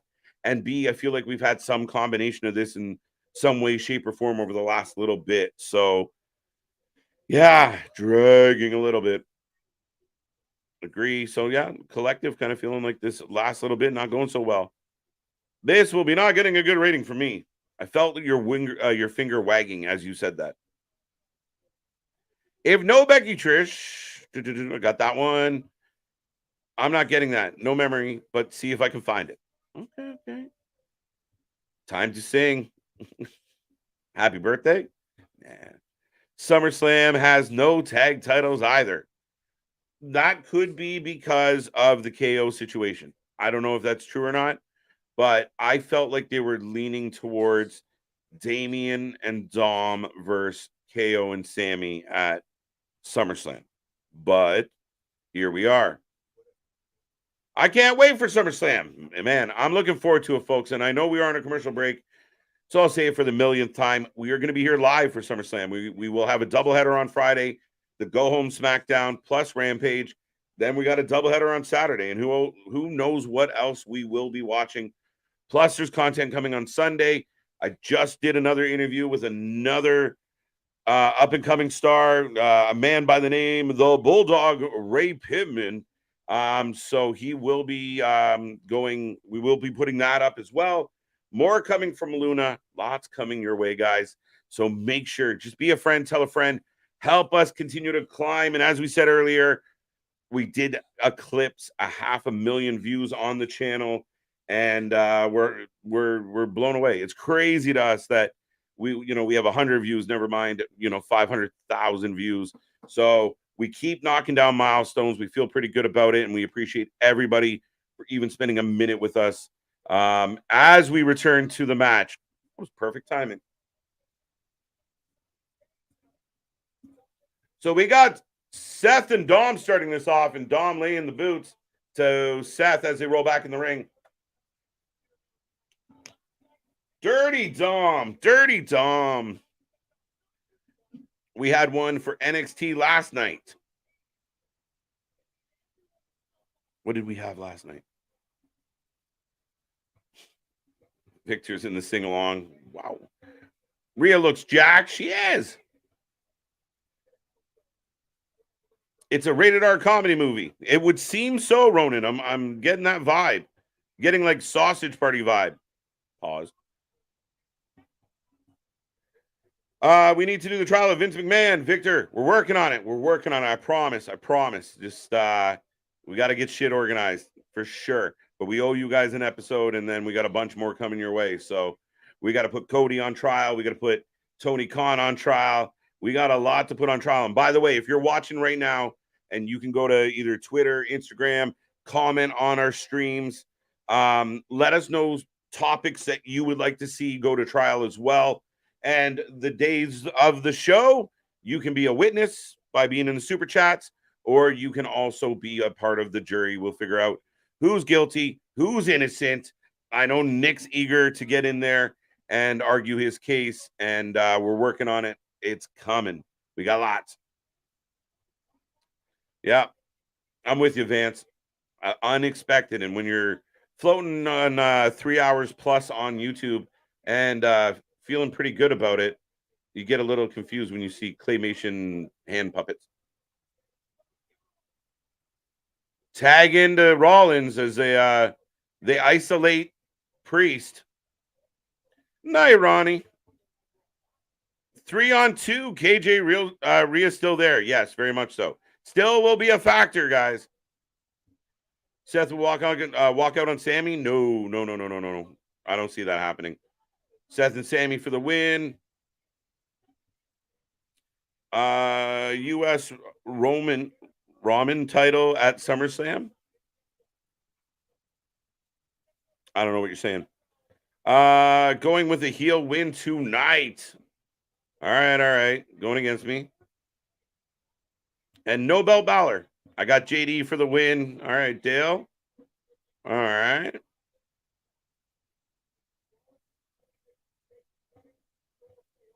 What else we got? Seth and Sammy. I would pop if Priest cashed in on Dom for that would be jokes. Like right here tonight, just big boo pins them 1, 2, 3. And somebody mentioned the IC title or the US title, or I don't like it, guys. I mean, like I said, it's like, it's like getting to pick your prize and picking the third or fourth prize on the board. It doesn't make sense. But Damian controls Seth now as he tags in Dominic. So it's Sammy versus Dom now. No, it's Sammy and Seth versus Dom and Damian. I'm looking forward to Dijak and Eddie Thorpe tomorrow. Damian, it's going to be good.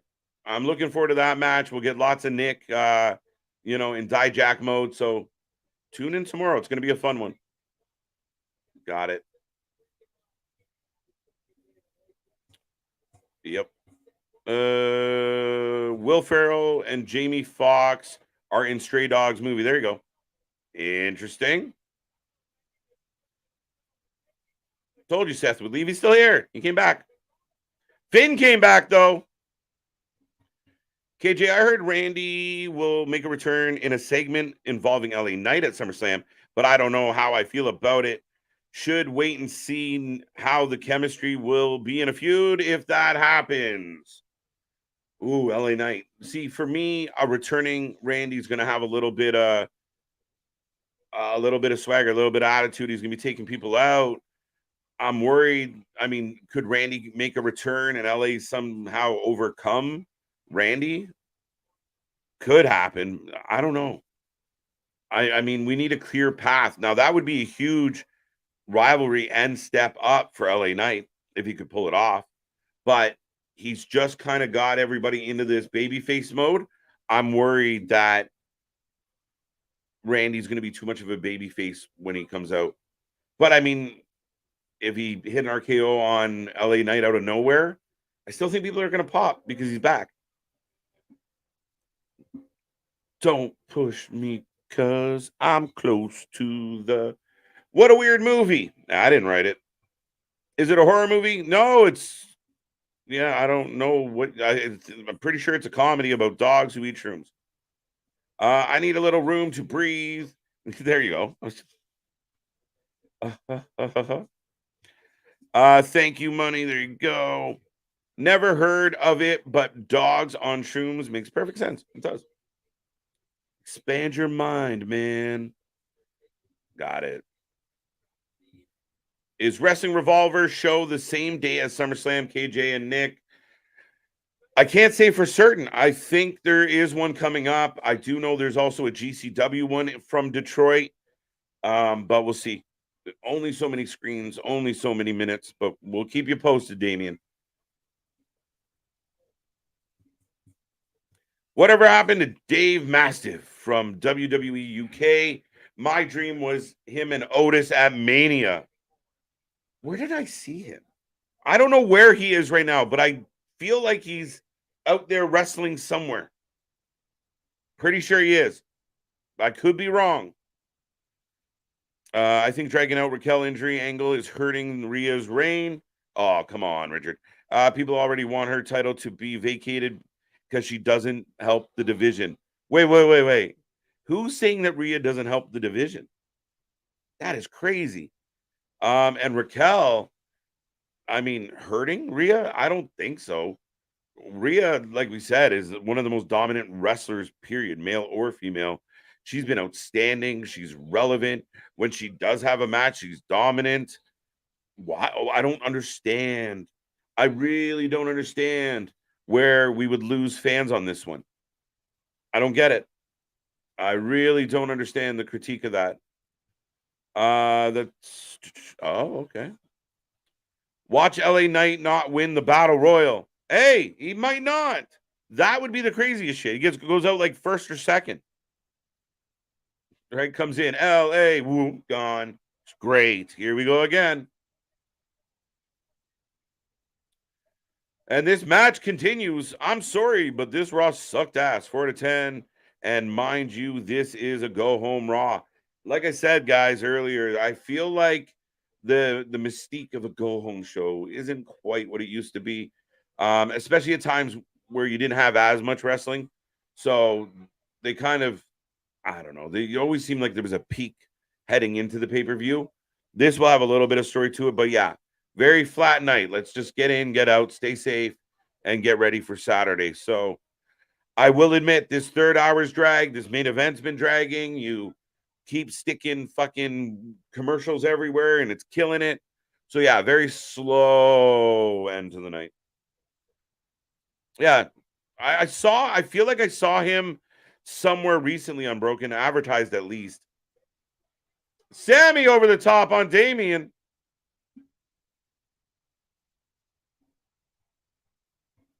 Priest looks stiff. He should.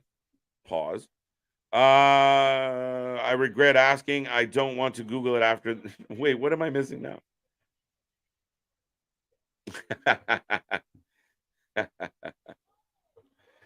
Returning, no one survives. I like it.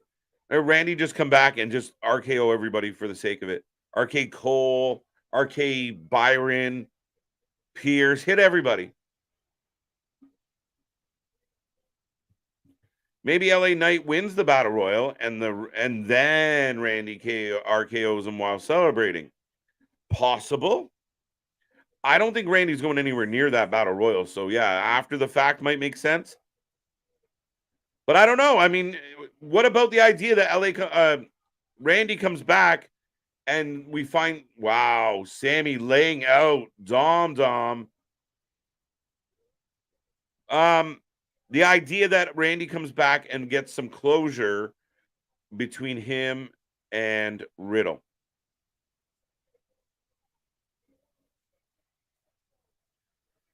Crowd starts chanting before the tag even gets made. The O's are back in effect, and Seth Rollins is ramping up.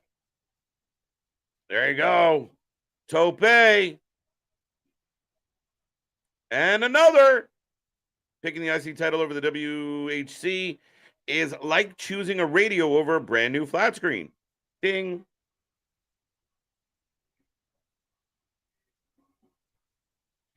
Did Cody's storyline involve him getting beat up every other week, or did Vince add that in that chapter?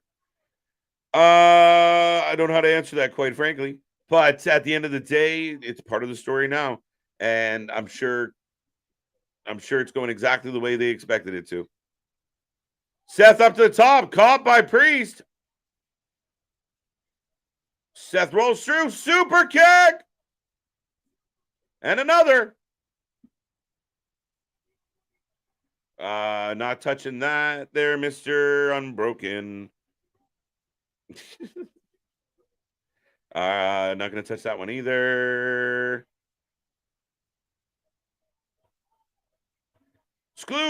Why are we mad at Bleacher Report? What happened? What if Bray Wyatt is in the Battle Royal? Victor Nash, thank you again for the super chat. Wait, Seth is up on the top. Uh-oh. Wait, Priest pins Seth. Wow. Wait, Priest stops, looks at the case. Uh-oh, they're just flirting with us.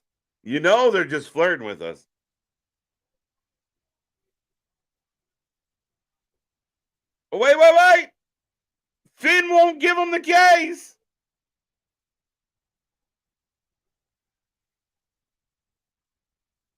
Oh, no. Priest didn't cash in. He eats it instead. I bet Rollins hates the singing in real life. I don't know. I think he just absorbs it. It's really good for his ego. They love me. Sammy kicks Finn. Rollins stomps Damian. Someone should have told Austin Theory that before no shit.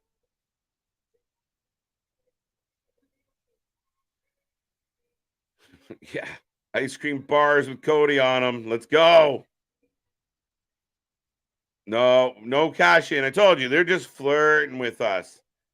But then they're going to have that moment of, oh, you could have won, but you got selfish. Plus, wait, but I could have won the title, but then you wouldn't give me my case. It's all planting seeds on this one.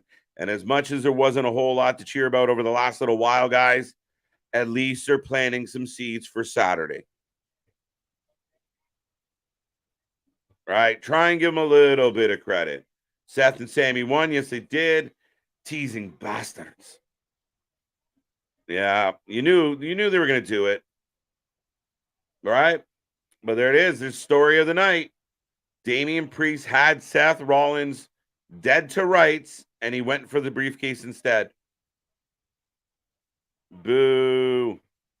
Never thought about having MLW on Thursdays instead of Ring of Honor. KJ. I might have to take you up on that, Damian. We'll talk about it. Ring of Honor's tapered off. Maybe we'll peek in a little bit at MLW. I might take you up on that offer, sir. Remember, the Channel 4 fans by fans. A couple beardos. There we go. That's it. We're going off the air, folks. So you can start spitting those ratings in. Not the most exciting start to the week. These failed cash-in attempts are getting worse each week. A little bit. I always hate them because when the ref gets baffled by what's happening. What? Give me this? What do I do? Oh my God. Wait. Oh, it's too late. I hate it. But I understand what happened here tonight, and it was okay as far as what they're trying to accomplish. I still want Damian Priest to leave SummerSlam as champion. I do. How many matches tonight? Shit, I don't know. 6? 5? 5? Oh, dear God. They wet bandit the whole Judgment Day. Or was it Sticky Bandits? You decide. Seth losing on Saturday. Interesting. I kind of got that feel. And a lot of talk about Seth being a little beat up, needing maybe a little downtime. Seth and Sammy win. Yeah, boy. There you go. 4 out of 10. Maybe JD versus Wyatt. 6. Randy returns. Challenge Cody. Maybe. Bray come back, take on the Judgment Day. Perhaps. I don't know. And I really don't have any faith in a Wyatt 6 anymore. Priest does juice. He got a little bit there. Yeah. At the end. How about a surprise Kane in the Battle Royal? Why? That would be my question. Why? Why is Glenn Jacobs here? 3 out of 10. Dale not happy at all. 7 out of 10. Larry a little bit more impressed. Impact on Thursdays. Yep. We always do Impact, but generally I throw on Ring of Honor kind of in the background. Just keep an eye on it, but it hasn't been good. See how Finn isn't with the Judgment Day as they walk back up the ramp. There you go. Foreshadow. I like it. Little bit of foreboding. Raw 4 out of 10. Stream 10 out of 10. See you Wednesday, JV. Thank you for the love. Thank you for being here. 7 out of 10.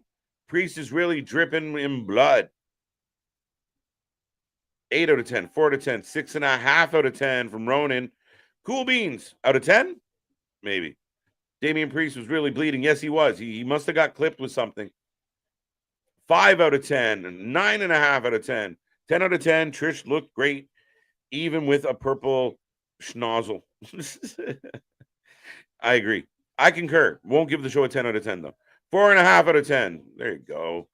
Priest teasing and ending up with the balls. Never heard that one before. Right. Been down that road. 8 out of... Oh, wait a minute. Unbroken? If I think what you implied, that was quite crafty and got right by me. Oh, Lord, KJ, the ref has confirmed a million times that he wants the cash. Oh, I know, it's ridiculous.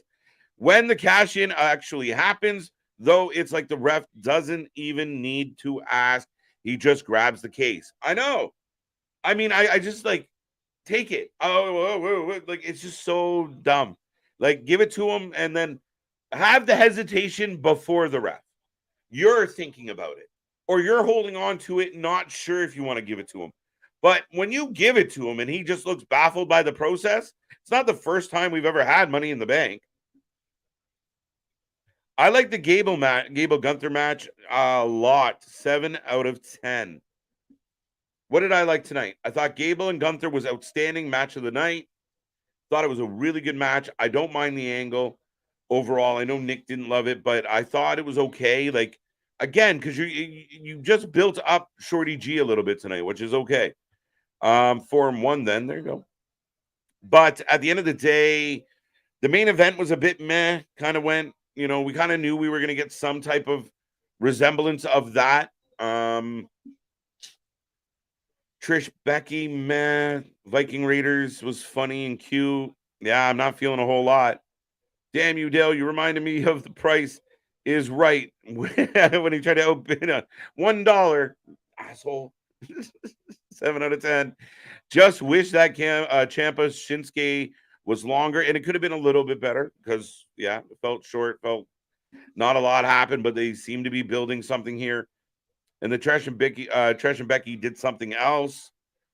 Yeah, fair enough. He's not touching my last comment. I did touch it, and I'm mad about it. Speaking of touching, you suck. Balor wins the World Championship, so all Judgment Day have something. Maybe. But I kind of like the idea of Priest getting it and Finn feeling a little bit left out. A little bit left out. You know what I mean? Everybody's got something. Everybody has a shiny new toy, but not Finn again. See you tomorrow, Bobby. Have a good night. And folks, I am heading towards the door, so I'm going to click on the last few pretty quick. 4 out of 10. 5. It was very meh. Yeah, you know what? I think I'll go with you on this one, Boston. 5. 5 seems fair. Yeah, 5's okay. I'll give him a 50. Screw it. 4 out of 10. Actually, I changed my mind. 4 out of 10 sounds better. Yeah. Tonight wasn't a pass. I mean, more was meh than was good. So I'll give him that. Those skulls backstage only been seen on Raw, so Bray returning to be on Raw brand. Richard, reading into the wrestling conspiracy theories. The skull is in the back of Raw. We haven't seen it at SmackDown as far as I know, so yes. Are you ready for NXT tomorrow?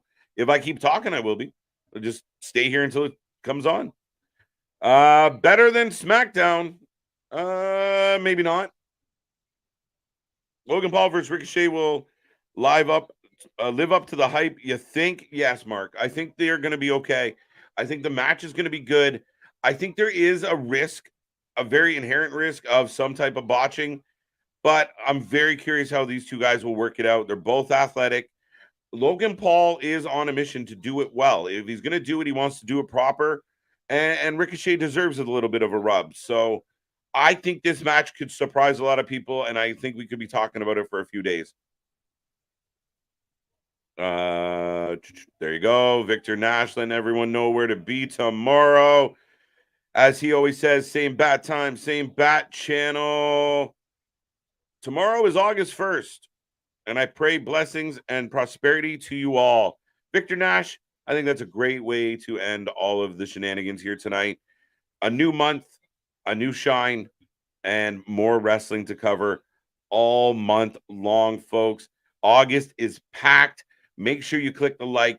Make sure you click subscribe. We're back tomorrow for NXT. Remember, Wednesday is the 200th episode of Dynamite, so let's make that stream a big one as well. And then all the way through the week, Impact Thursday, doubleheader Friday with SmackDown Rampage, and doubleheader with Collision and SummerSlam on Saturday. Make sure you click all our links. Go get yourself a nice little t-shirt. Be a part of the family. Thank you so much on behalf of Big Nick, myself, and big shout out to Luna Havoc out there. Hope you guys had fun tonight. Come back tomorrow. See you on the flip side, folks. Where's my button? There it is. Bye.